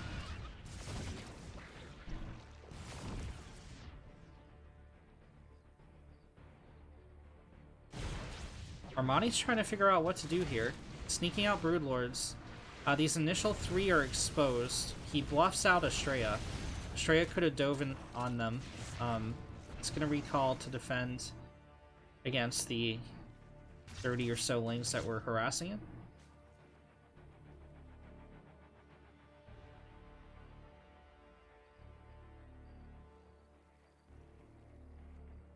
Armani's effectively a 4-base Zerg right now. He's long distance mining from a 5th. He's going to drop a 6th. But Estrella is solidly a 5-base Protoss. Inarguably.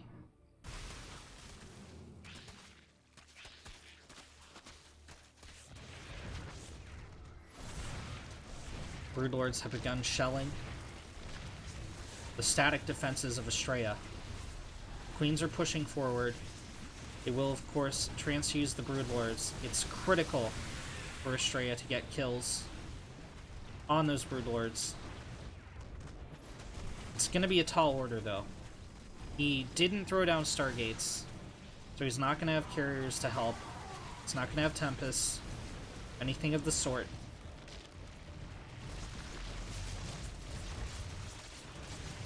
Estrella gives up the Nexus. He does expand here to the front. The charge lot run by finally goes off. It's going to kill the Spine, and now it's going to go after the drones. Armani didn't pull here. That's not enough wings. So 8 drones go down. Broodlords. Broodlords are really just like artillery. Okay, one of them gets sniped down.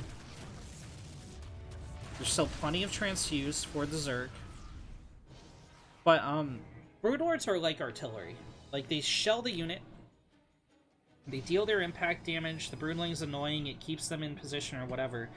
But you want to keep gaining constant damage against the Protoss. You want to keep gaining more and more value.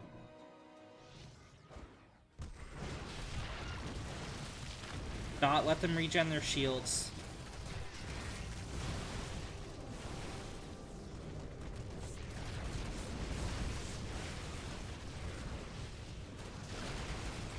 These guys have been baited. 2 of them get picked off. Down goes a 3rd, a 4th, a 5th. Only 2 Broodlords left in the air. All the queens get cleaned up. The roaches are going down as well. 5 Broodlords and a couple Ravagers are pushing in for Armani. This charge lot run by still hasn't been cleaned up. Armani's making Mutalisk now. The Lings are just... God, these Zealots have been so brave. They fought so bravely. The Archons get shelled down. But the final Queen has fallen. The Ravagers get picked off.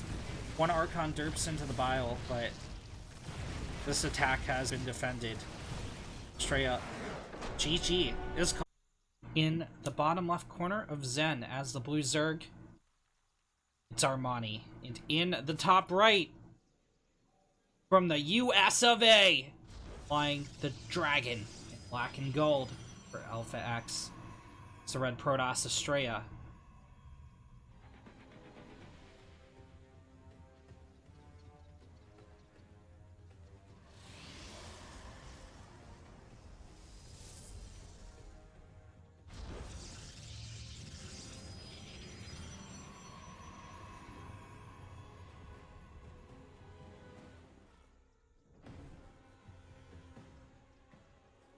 Estrella up 1-0 in this best of 5.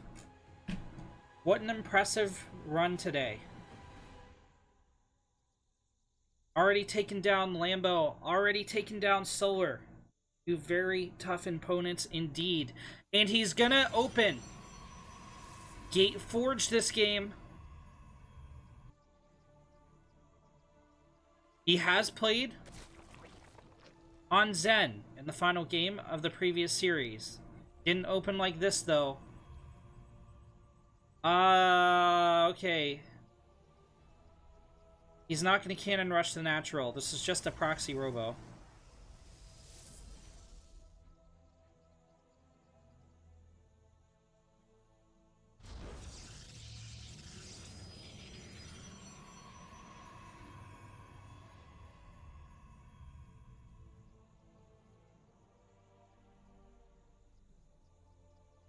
Oh, no.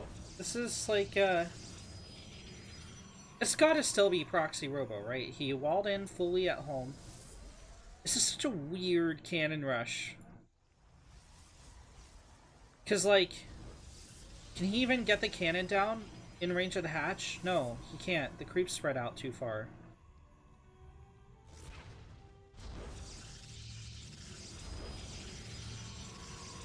Yeah, there's the robo.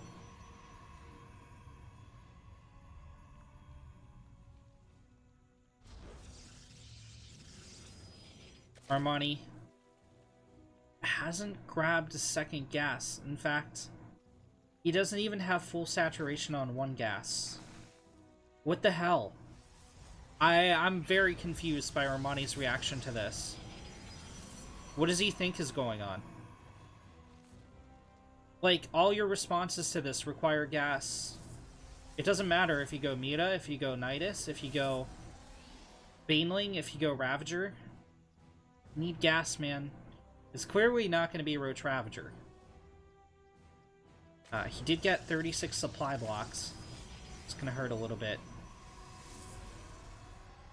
Cannons are up. First Immortal is on its way, and there's nothing to deflect it. 0 things. Armani goes for a lair, but he needs to defend in the meantime.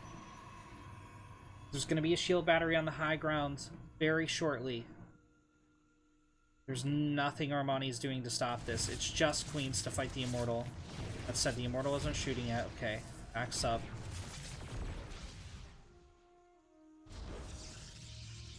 Creep forward's going to continue. Armani's going to try to Nidus with Justling Queen. Look how injured the Queens are getting already. One transfuse used up. They're not going to be able to save up energy. I don't like this defense from Armani. Estrella. Bring in some good old NHEs to the ESL Open Asia. Prism's out now. This is just going to be such unbelievable value. Armani has 14 more Lings on the field. He's going to try to swarm the key hold positions.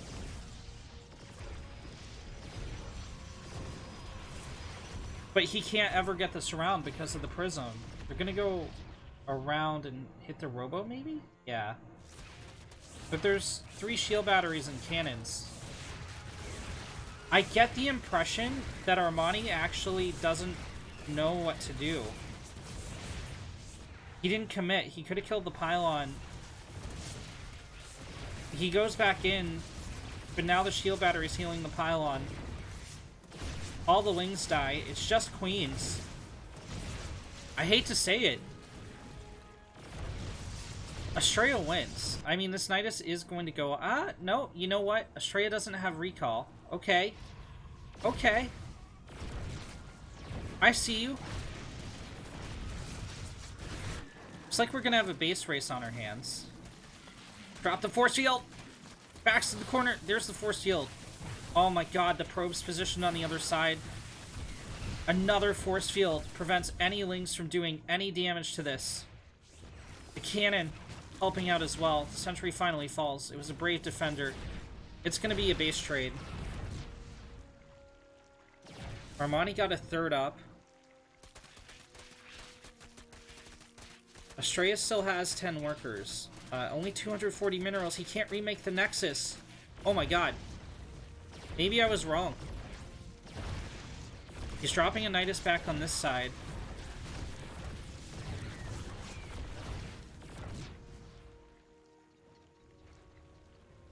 Armani did it. Armani pulled it off. I thought this looked really bad.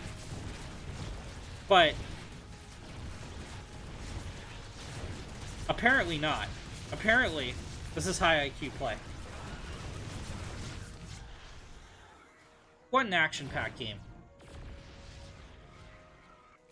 Back at home, Estrella loses the Forge, loses the Cyber Core. He's going to lose the Pylons. It's fine. He can't afford to make things anyway.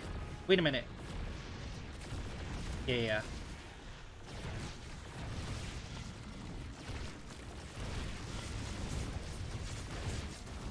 Armani is just going to use the Nidus to teleport between his third and his main.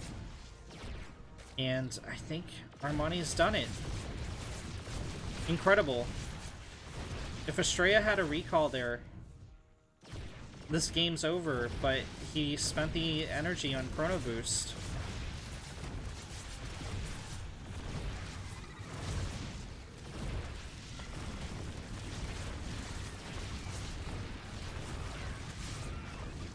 Is it over, though? Is it? Armani's going into Spire. I gotta stop saying games are over, because they're not. It's very clearly not over.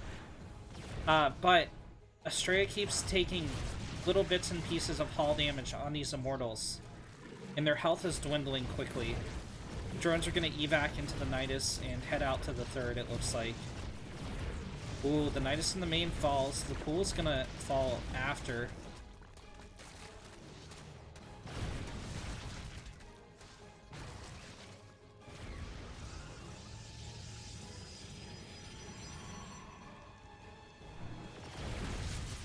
That's a bold play. 2 more pylons thrown down by Estrella. I don't know why he went for pylons. I would have gone for cannons or something. I don't know. Because he can't build anything else off of those pylons. Wait. He's 165. He canceled the pylons. Okay.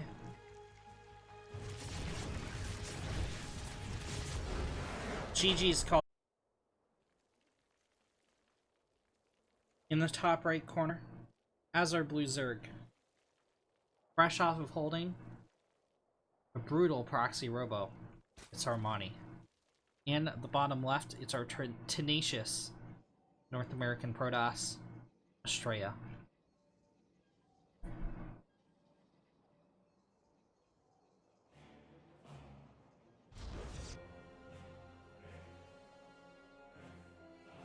Scores 1-1. Which means we're gonna go to at least game 4 in this best of 5.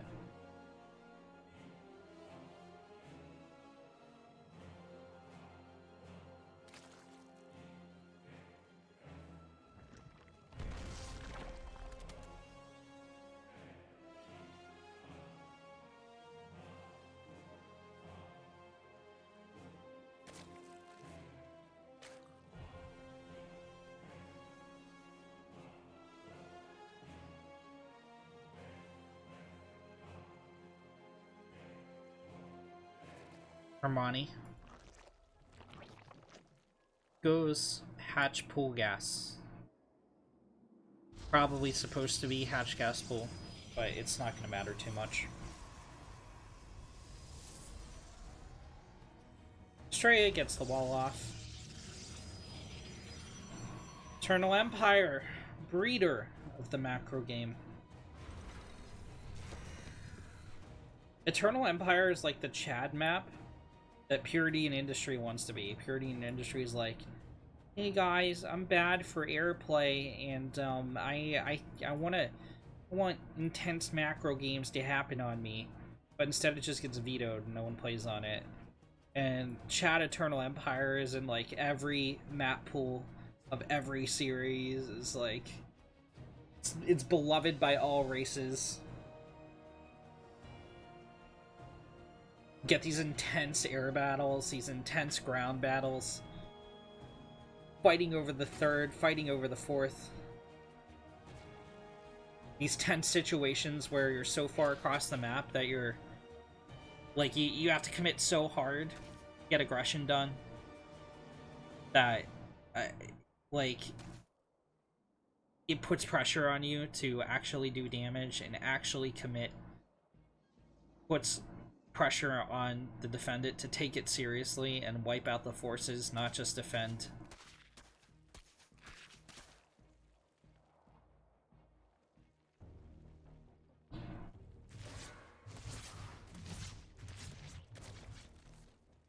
So, something to note. We are very deep in this tournament. We started off in the round of 64, and there's still one more series to be played after this. Armani? I'm pretty sure, if I recall, Trap moved on to the Grand Finals in the other semi, which we did not get to cover, but it's going to be a PvP or a ZVP. Trap has the advantage of watching. Armani played 3 games of ZVP before this, so the question is, does Armani hold back? Does he save builds? Does he play a closer series in order to metagame the finals? Estrella has his PvP in his back pocket. He hasn't had to reveal his builds, really. The last several rounds of this tournament have all been Protoss vs. Zerg, so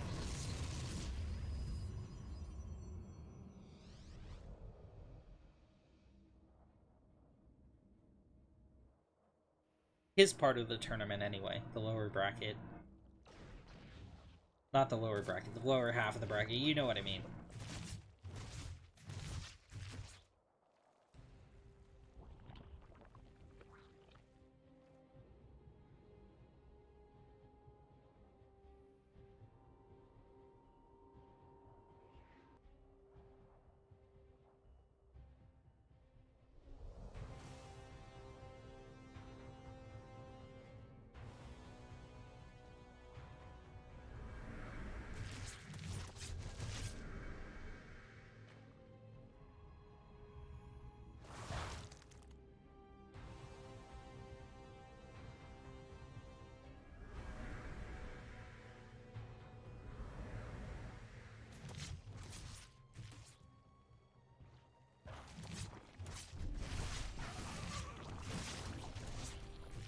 Three drones get sniped down, but some hull damage goes down on the oracles as well. They're going to recall home.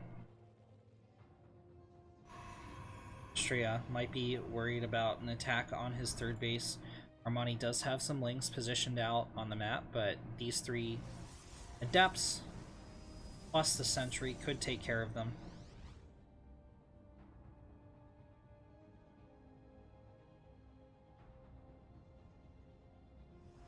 On their own. The oracles aren't going to waste laser beams if they don't have to. They're just going to sit back and collect energy. Armani has thrown down a pre-6-minute 4th base. This is a little bit risky.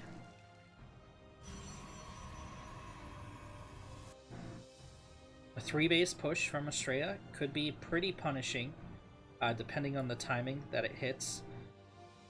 Armani powering up to 70 drones as well. Estrella's gone full into Phoenix. +1 air weapons have yet to hit.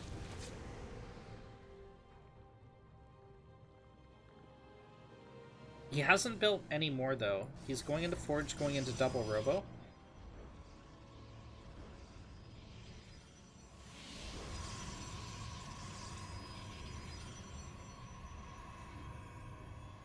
And it's also important to note,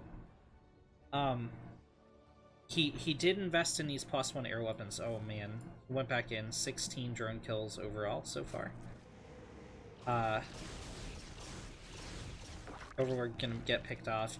So the reason we saw this early fourth, I think Armani scouted the double Stargate, so he felt comfortable droning. He knew he was gonna need extra larva.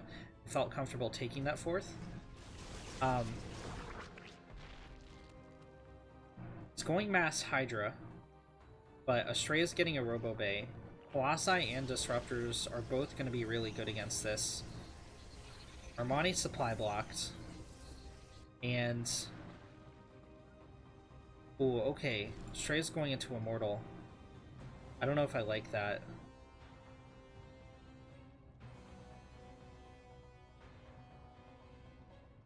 Granted, Armani's army is like absolutely minuscule. It's so tiny right now. There's no meat shields for these Hydra, so while they'll do a great job of deflecting the Phoenix, maybe even connecting a couple kills, there's no way they can move out and attack this third. No way, no how. Never gonna happen.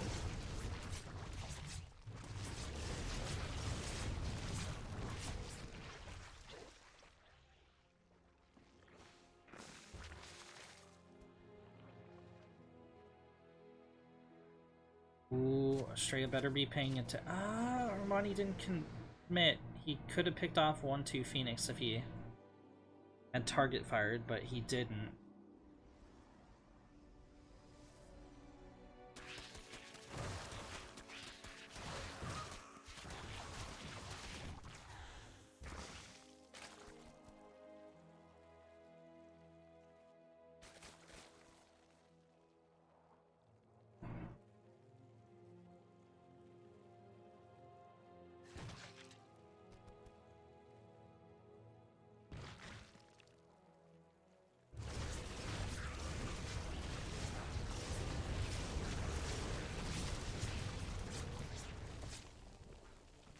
Astrea has done the damage he needed to slow down Armani. Armani's finally making his move. No, he's not. He's gonna pull back. Okay.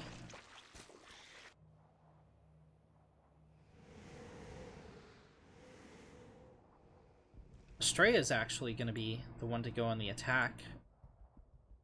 Okay, he's got 3 Colossi. Yeah, that's a fair deal. And Armani's going to struggle to get out Corruptors if he even holds this attack, thanks to the large amount of Phoenix, to the large amount of Stalkers. He is going to transition into Lurkers, which is a decent move, I suppose, but Phoenix can, of course, always lift those Lurkers out of the ground.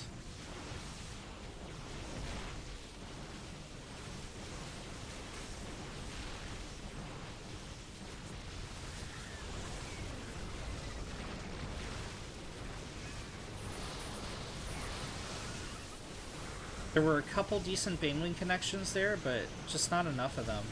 These are phenomenal force fields from Astrea. And he will connect the kill on the hatch. Armani still on forward base, but he's not mining any gas. He lost this high yield. He needs to get up extractors as soon as possible. He's going to evac the drones. He knows he can't defend the hatch. He's trying to get a Baneling run by off. Okay, 13 probe kills is not too shabby at all, but he's still in a much smaller economy than the Protoss. He loses a ton of Overlords. 33 supply over the block limit. Luckily, he did morph all of his Lurkers before that occurred. Spore zones out the Oracle. There's not enough energy for Revelation anyway. The Armani sure can defend this one location, but he can never ever attack.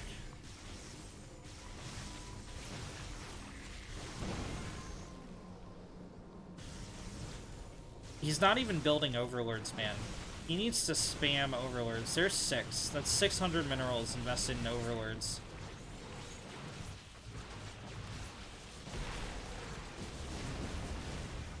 There's those lifts we were talking about. The Banelings get the best connections they could ever possibly hope for.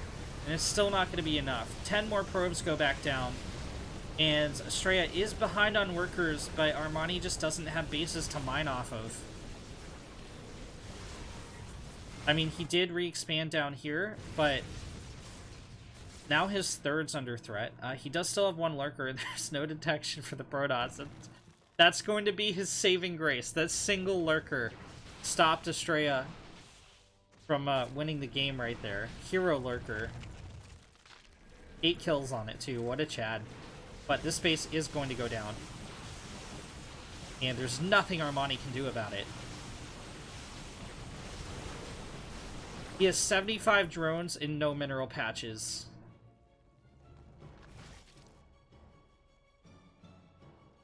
This is absolutely brutal for the Zerg. Armani is sticking in it. He can defend with this amount of lurker against anything the Protoss has to throw at him on the ground. However, remember, Estrella has 2 Stargates. He's going up to 4. He's getting a fleet beacon. So, it may be protracted. It may stick in this game. But Estrella will ultimately pulverize the Zerg. Yeah, that's it. That's GG. Armani doesn't have anything. He has a Nidus, but it's all the way...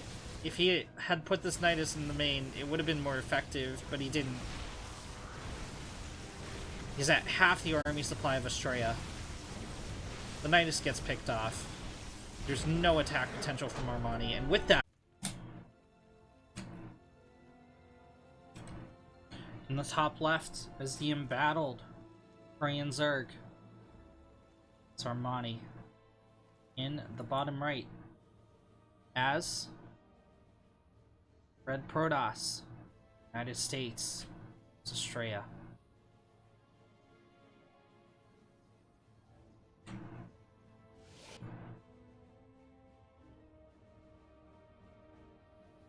Armani. He sure opened hatch first. That was quite the hatch first. If you don't know what I'm referencing, he opened like 14, like 12 hatch. Like he just went right into hatch. That was insanely early. I guess he won't get blocked. For sure. But this pool is gonna be uber late. I don't know what prompted that. This almost just seems straight up bad to me. Honestly.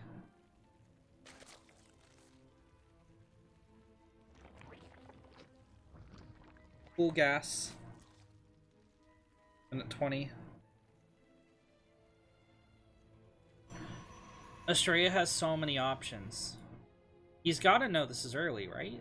Like... He's gonna drop the Cyber Core. Pulls the probe to the 3rd. Game paused. I would have just cannon rushed him. Feels bad.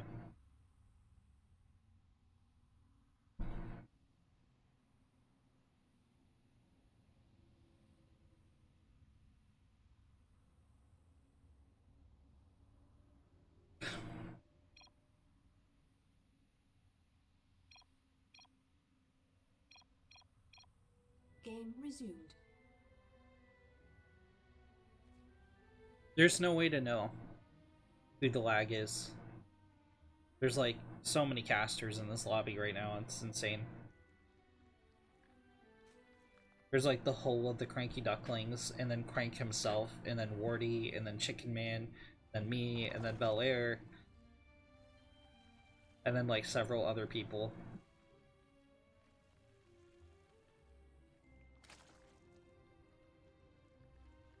Alright, 4 Zerglings to open for Armani.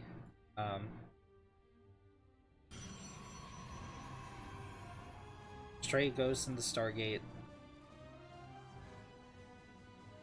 He's getting out an Adept. He's getting out a second Adept.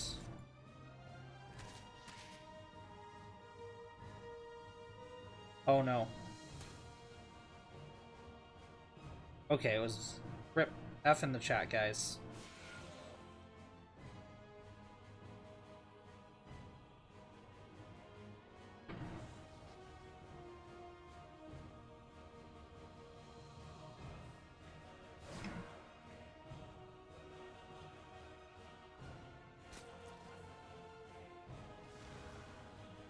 Step number 1 does not complete the shade. He's going to wait for his buddy.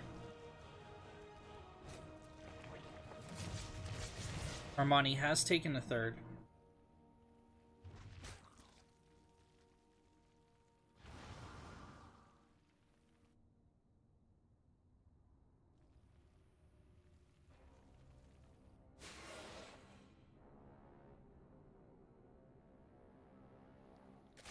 I still don't know how I feel about this super early second hatch. Like, I've never crunched the numbers on this because I haven't really seen it, but I think it's just not good. I think it's economically inefficient.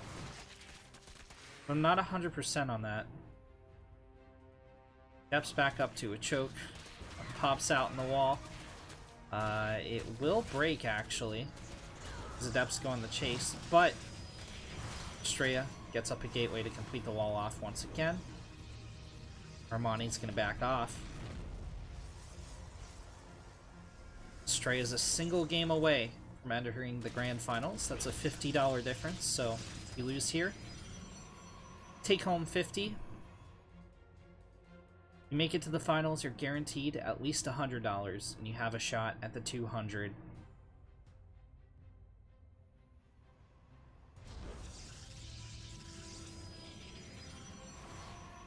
Oof. Okay, the Adept shirks his duty. He's gonna pay for that, but luckily for Estrella, Armani chose to engage the Adept and get the kill, as opposed to go in on the worker line. 4 drones get gunned down. Estrella has a third Oracle, poised to snap on the natural of the Zerg. He's going to unite his forces before going in here. Armani pumping out 10 roaches. This is definitely going to be aggression.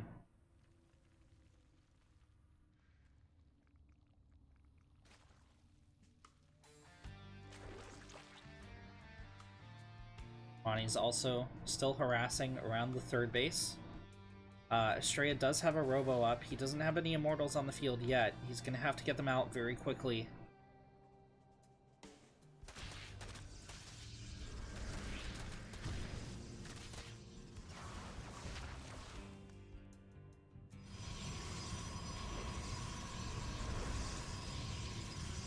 Ton more shield batteries going down for Estrella. He's not going to bother holding the low ground, it looks like.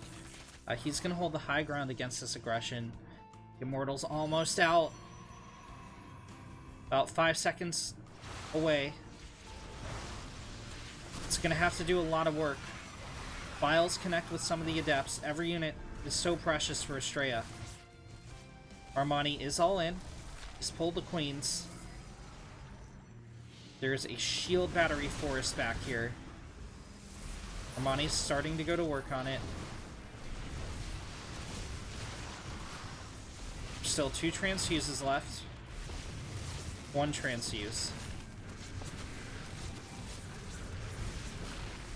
All the queens are dead. There's nothing to fight against the oracles anymore. Armani's fizzling out. He didn't bother to take out the third. He was too busy engaging the shield battery forest. Okay, he picks off the sentries. The oracles are almost entirely out of energy. This immortal can finish this up on his own. This is held. Only 4 probes went down for Estrella. Estrella is ahead 4 workers. It would have been cool if I could have ramped up there and been like, Estrella moves on to the grand finals, but Armani is still going to hang in this game. Things are looking very grim. He is down in the worker count. This is not the position the Zerg wants to be in. He did negligible damage to Estrella there. The third is still fine. It took some hull damage, but it's going to regen these shields and be just like new pretty soon here.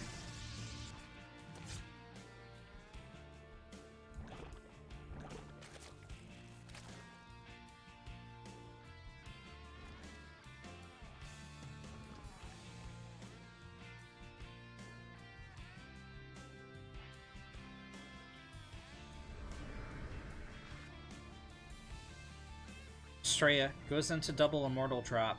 These oracles are gaining more and more energy, and they're getting scarier and scarier. One Spore Crawler and one Queen isn't going to frighten them out of any of these mineral lines. Just a matter of which target they pick. Okay, 2 Queens are going to be a little bit more formidable. 4 Queens, even more so.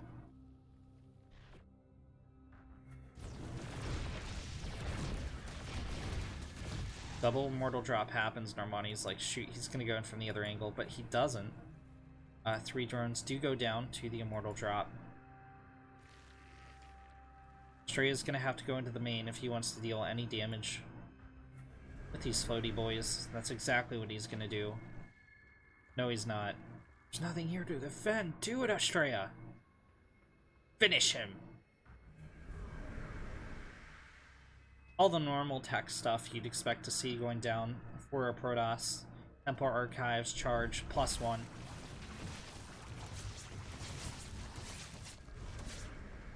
Half a dozen drones go down at the 3rd Revelations cast. Why? Just go! Just do it! He doesn't want to lose any oracles.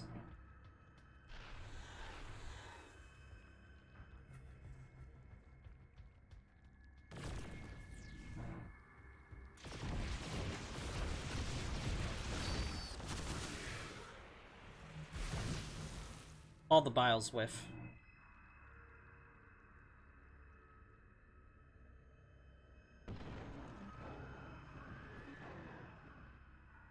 Armani drops a Nidus. Armani loses the Nidus and a Queen. 74 to 47. Numbers are flipped. There's no vision on this side of the map for Armani. And no chance of a Nidus play. Have to run a Ling out. And that Ling is not going to get into the main of the Protoss. It's at 150, 155 supply. He has pulled every Queen with this push, and there are none in production. There are no injects from this. Reinforcements are going to be pretty slow. Every unit at this point is virtually irreplaceable. For the Zerg, at least. Remember, this is an all-in attack from Armani. It has to kill the whole army and then all the buildings. And Estrella still has this leftover shield battery forest that's at full energy. What do you do against this as Armani?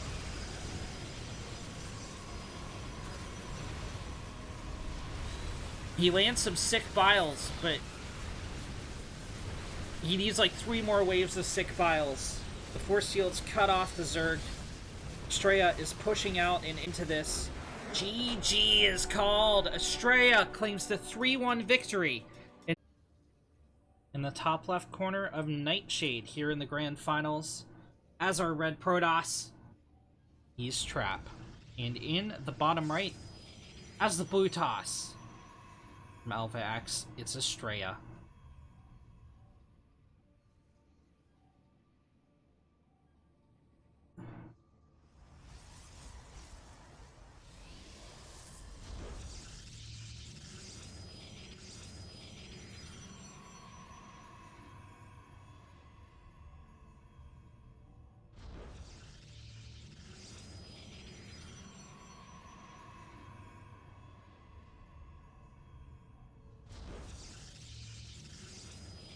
PvP Grand Finals aren't really a surprise. A lot of Protoss signed up for the tournament today.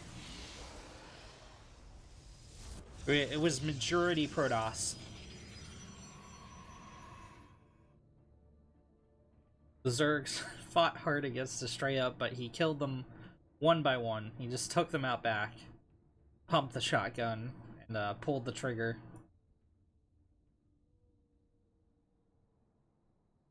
But it's Protoss versus Protoss. Oh. Okay.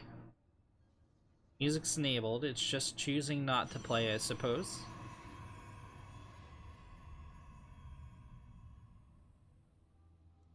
With players drop proxies.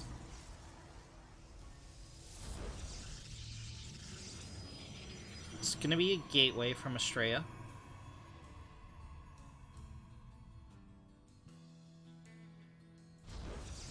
It's gonna be a Robo out of Trap.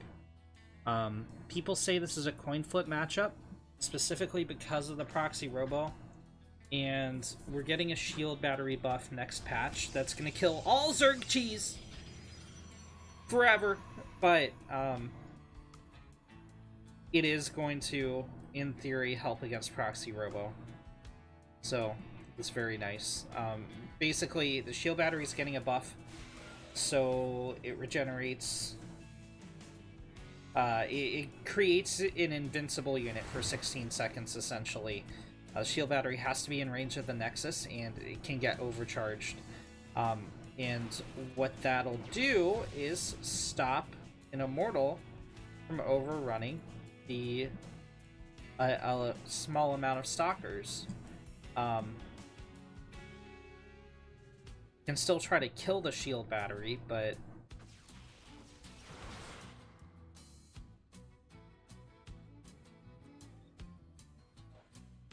it's a dicey proposition.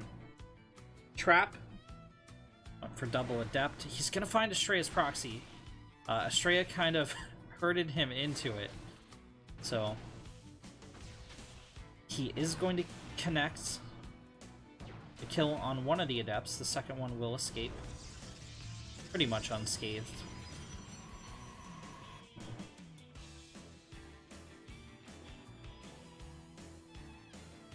Trap's getting a Warp Prism to go with his Immortal. It's gonna lift off and start going for a drop.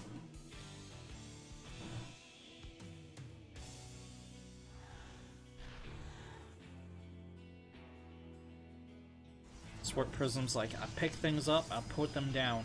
That's what I do, it's my job.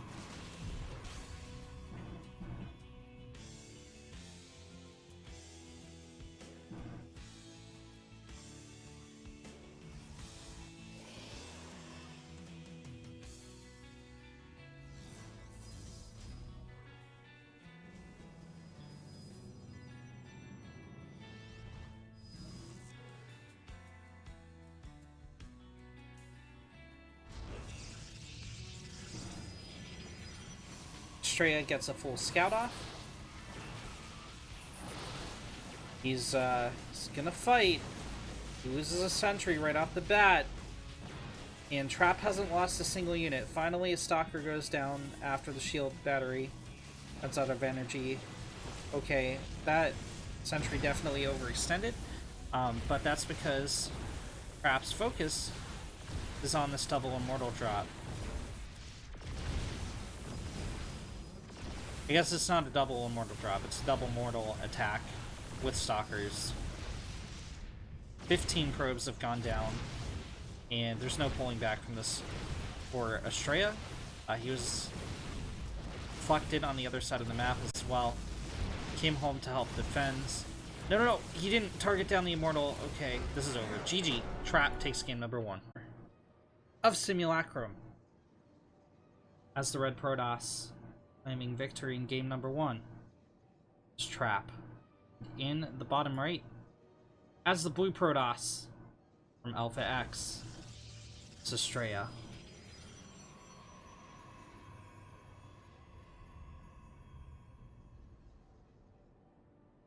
And who says you can't defend Proxy Robo?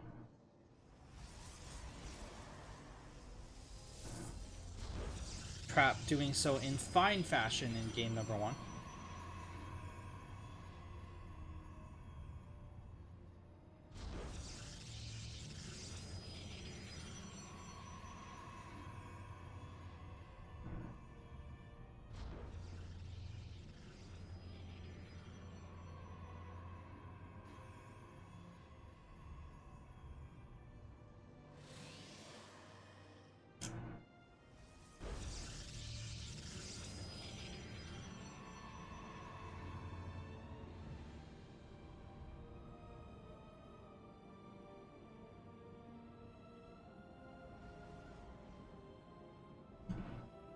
I mean, Trap's Proxy Robo there was just absolutely unstoppable. He got 2 Immortals and a Warp Prism, and it was over.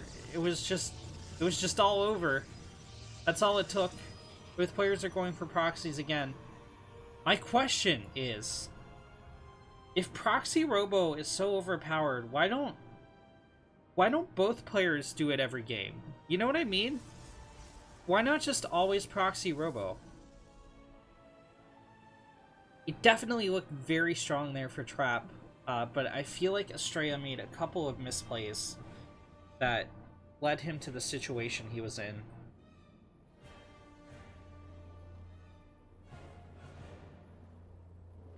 Wait, did he see the pylon? It was very close.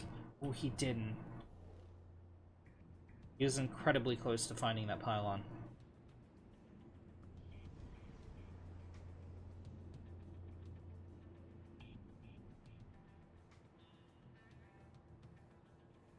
Double Stalker opener from Estrella. This is very, very, very defensive. He is, of course, going to send out Hallucinated Phoenix to scout out his opponent.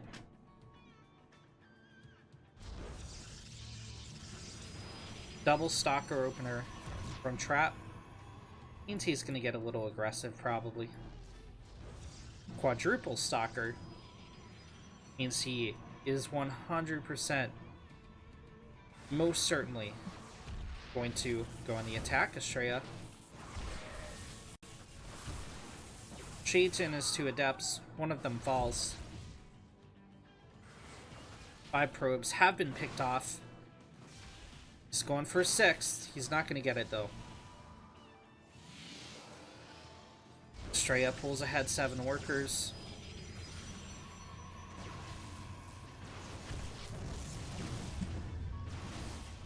This is a pretty good start for Estrella.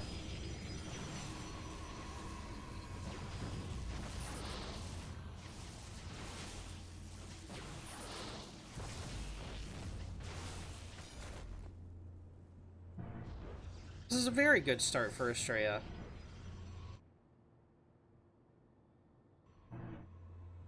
It's gonna have a slightly earlier second Nexus. That's like a... Is he, though? Very slightly.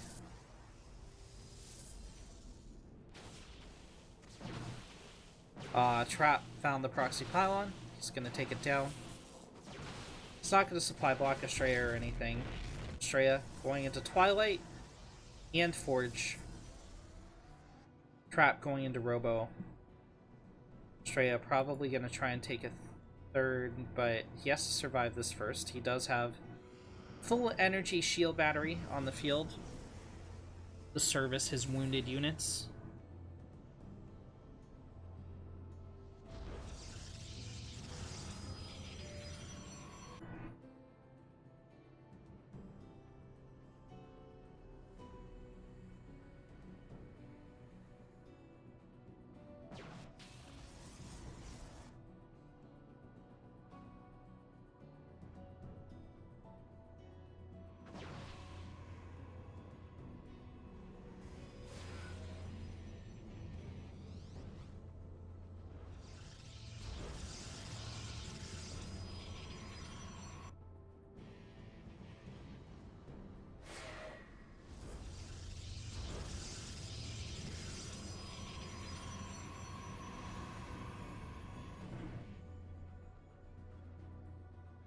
Depth doesn't connect for Trap. And he really needs to do something about Estrella's worker count. In a mere matchup, being down 7 workers is death. Estrella can do whatever he wants. He can take a 3rd, he can warp in an army and attack. He's gonna have +1, and he's going to have Blink very shortly. He's found the proxy of Trap. He's gonna take it down.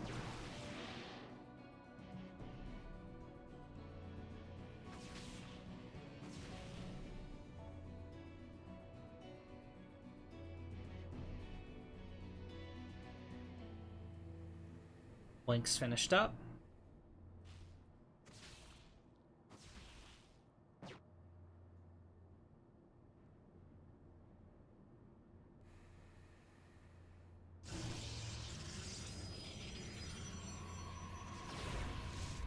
Estrella decides to go on the attack. He's isolated the Immortal. He guns it down. There's no shield batteries to help out here for Trap. Another sentry gets picked off. GG. Estrella evens up the...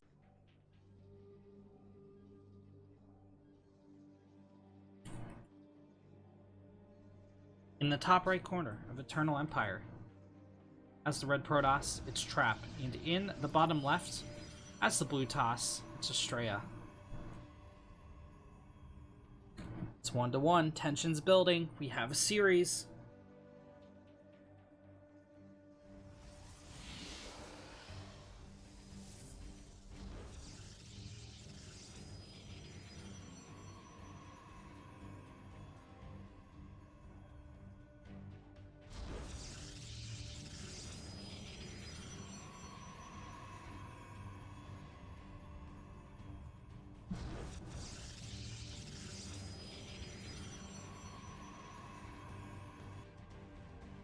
I feel like this game is not going to be as proxy focused, with each player, you know, winning a map, but also dropping a map to proxies.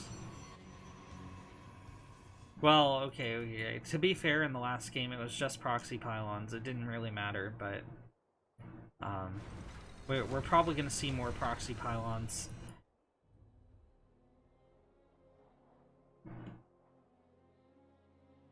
I just don't know about proxy tech. Okay, never mind. Maybe I'm wrong.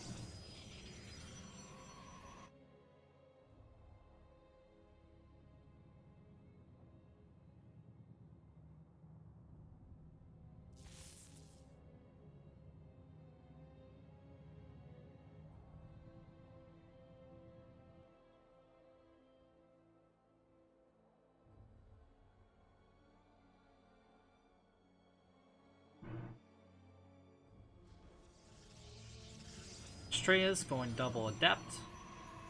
Or, excuse me, Trap's going double Adept. Estrella's going into Sentry. Dropping a second Nexus.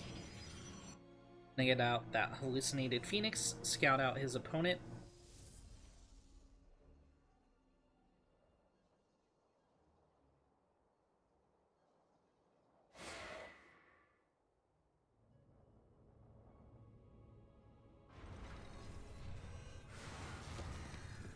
Estrella taps the tower, sees the Adepts incoming.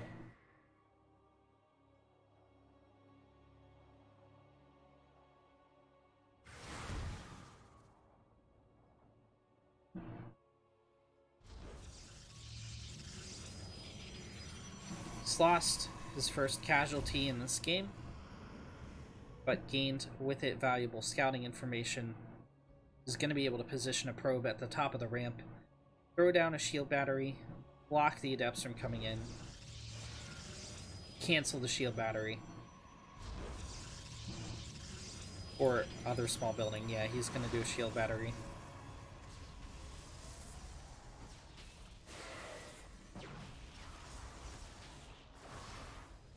Trap commits 2 more Adepts.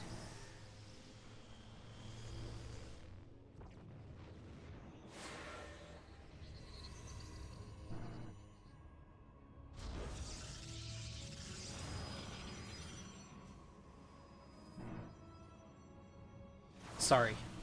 Yawning is just because this tournament started at 5 a.m. my time, so I'm a little bit fatigued. Games are exciting though.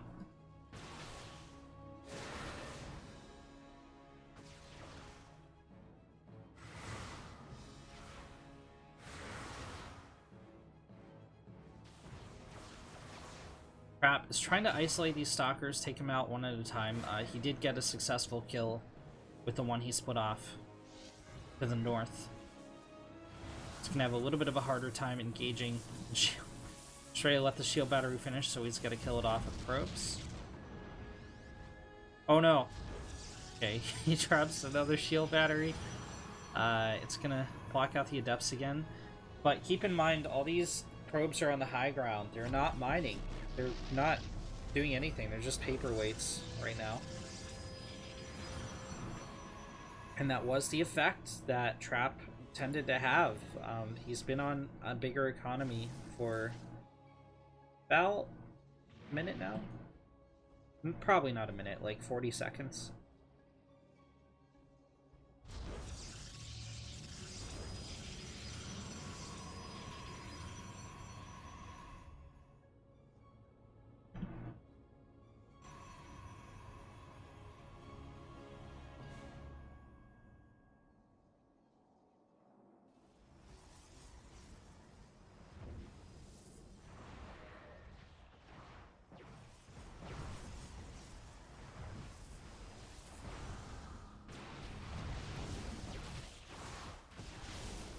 Depths managed to pick off 10 probes while he was distracting Estrella down the ramp.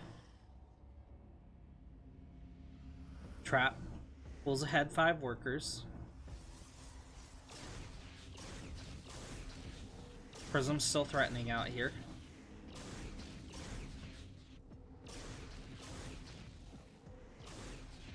Stalkers moved to intercept it. They take out half the shields, blink forward.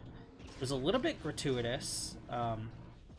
Did deal a little bit more damage, but we're gonna have to run back to the main. Hallucinated Phoenix is ineffectually dealing 0 damage per shot. Do that, Prism. I think Estrella accidentally split off too many probes there. Trap has a heavy force at the Zelnaga. He's gonna pull it back.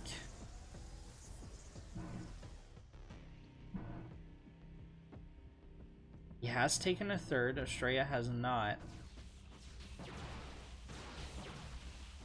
Yeah, just doesn't have the cash. Okay, there we go. Finally. He didn't have the cash to do so. Perhaps going to be a little bit supply blocked. But he has a lot of pylons finishing.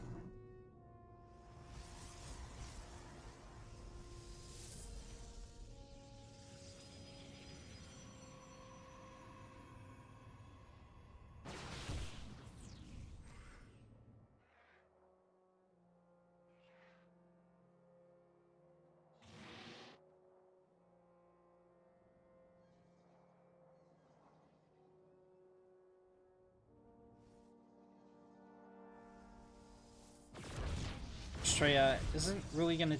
Okay, he gets a probe, but yeah, you can't push into a shield battery and an immortal and sentries and archons.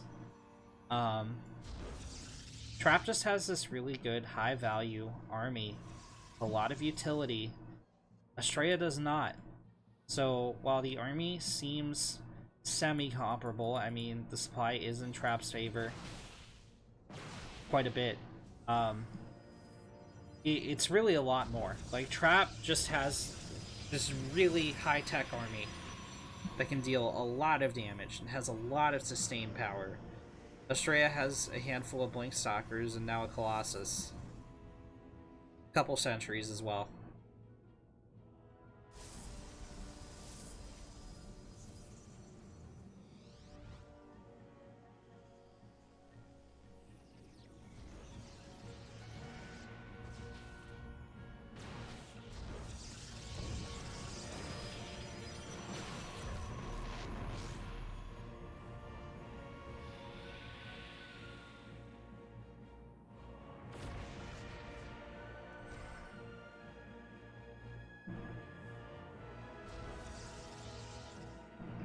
Trap's moving out. There's nothing Estrella can do to stop this.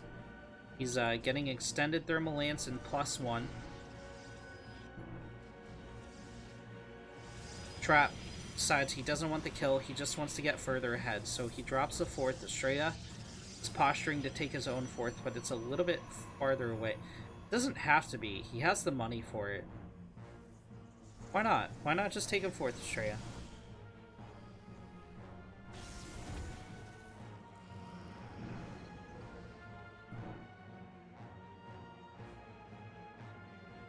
Trap loads up the prison.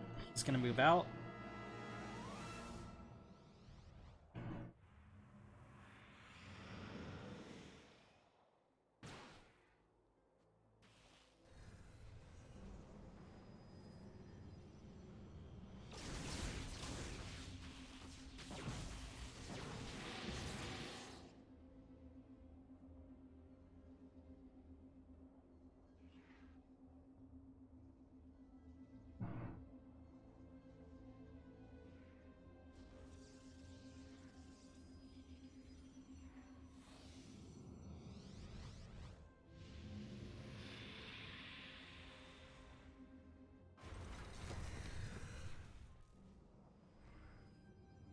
Trap's still ahead 10 army supply. He's ahead in upgrade as well for this coming engagement. Straya doesn't have a 4th just yet.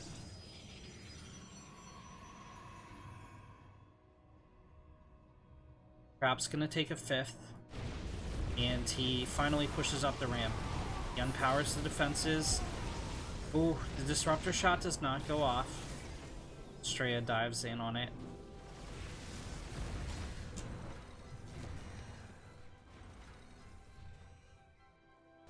Trap gets a charge lot warp in the main. It's a fierce battle. Looks like it's one Trap is winning though. I mean, he will eventually get cleaned up, but he's trading very, very well. Is he gonna get another soccer? No, it doesn't look like it. In the meantime, he sets up another push. Disruptor shot's probably gonna go down. No. He's gonna man mode the cannons and the shield battery. Ooh.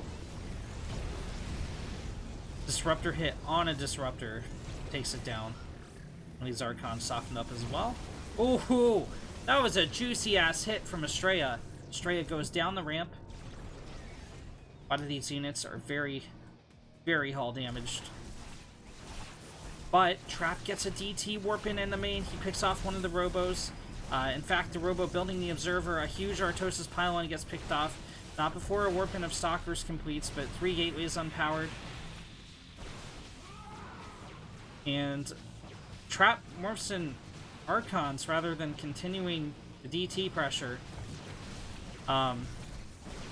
There is an Observer here for Estrella, so makes a lot of sense. Charge lots crash into the Blink Stalkers. This is all a distraction. The main fight is going down over here, and it looks like Trap took the best of those trades. Trap is going to be ahead in upgrade again. +3 is about to hit the field. But Estrella is down 15 workers. He's down a base. He's down an army supply. Another disruptor shot goes off, and another one. This Colossi is a single immortal shot away from death. Luckily for Estrella, Trap can't quite close in on it. Oh, now he does. Estrella, quotation marks, holds, end quotation marks. He lost 25 more probes. It was a savage attack from Trap. Estrella's 2,000 resources lost behind his red opponent.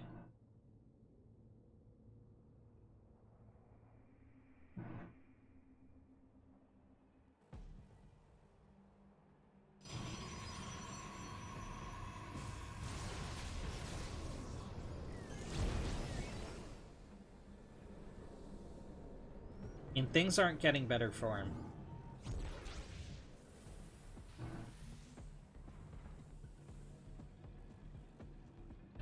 Some charge lots. We're gonna... Okay. Alright, alright. No. Charge lots aren't gonna do anything. In the bottom left of Zen.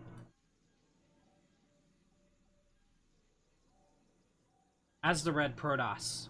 Currently up 2-1 in the best of 5. It's Trap. And in the top right, that's the blue toss. It's Estrella. Estrella has gone so deep in this tournament.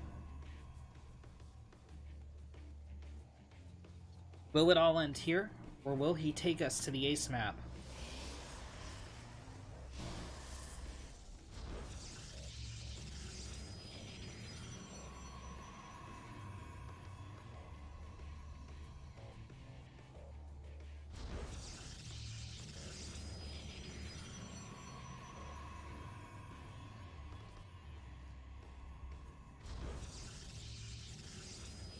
What's it gonna be here on Zen LE?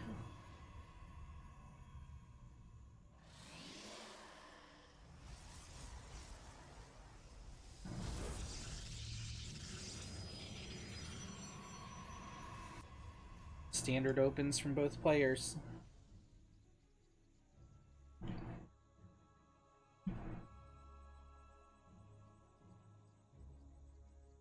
Estrella's macro is doing well. It's just that Trap is so good at these engagements.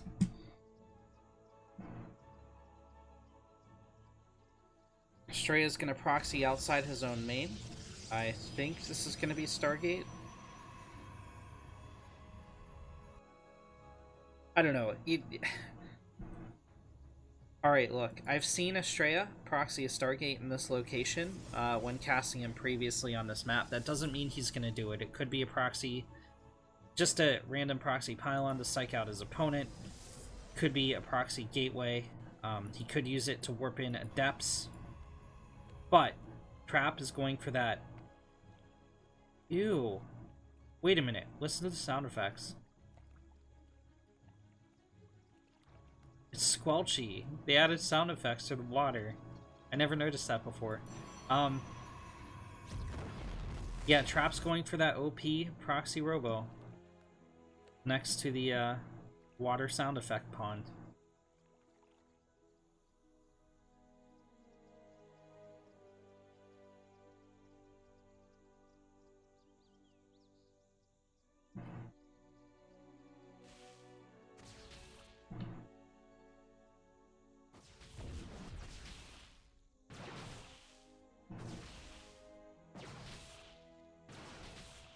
Stray gets a stalker kill. That's a good start.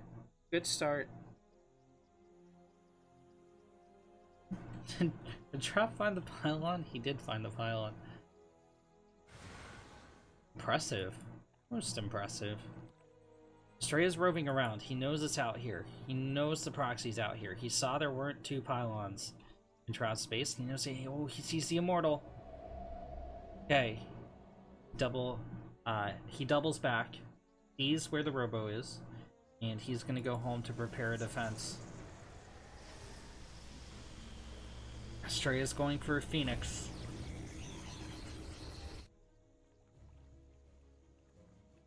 So he's gonna use the same defense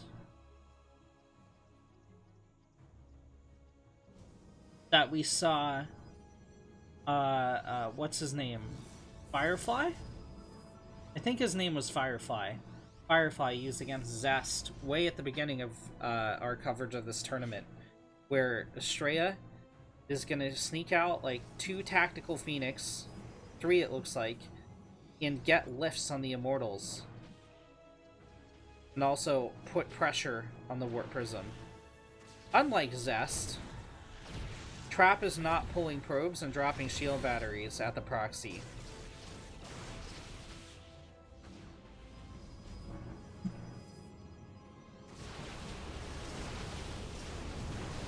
Oh man, that Guardian Shield is brutal. I think Trap just straight up wins this fight, right?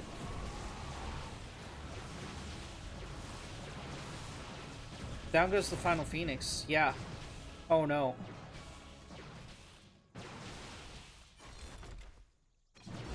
GG is called. Trap is your ESL Open number 20 Grand Champion for the Asia server. Make sure you guys tune in again in 2.5 hours at noon for the EU Grand Open. I don't know if I'm going to cover that one or not. I'll do my best. I have some paperwork to fill out, so if work allows it, I'll do that. I will definitely be back at 7 p.m. EDT, 4 p.m. Pacific. Past the NA Open, as always. Till then, thank you guys so much for watching. I've been Renegade. I'm gonna raid someone wholesome, and I will see you in the next one.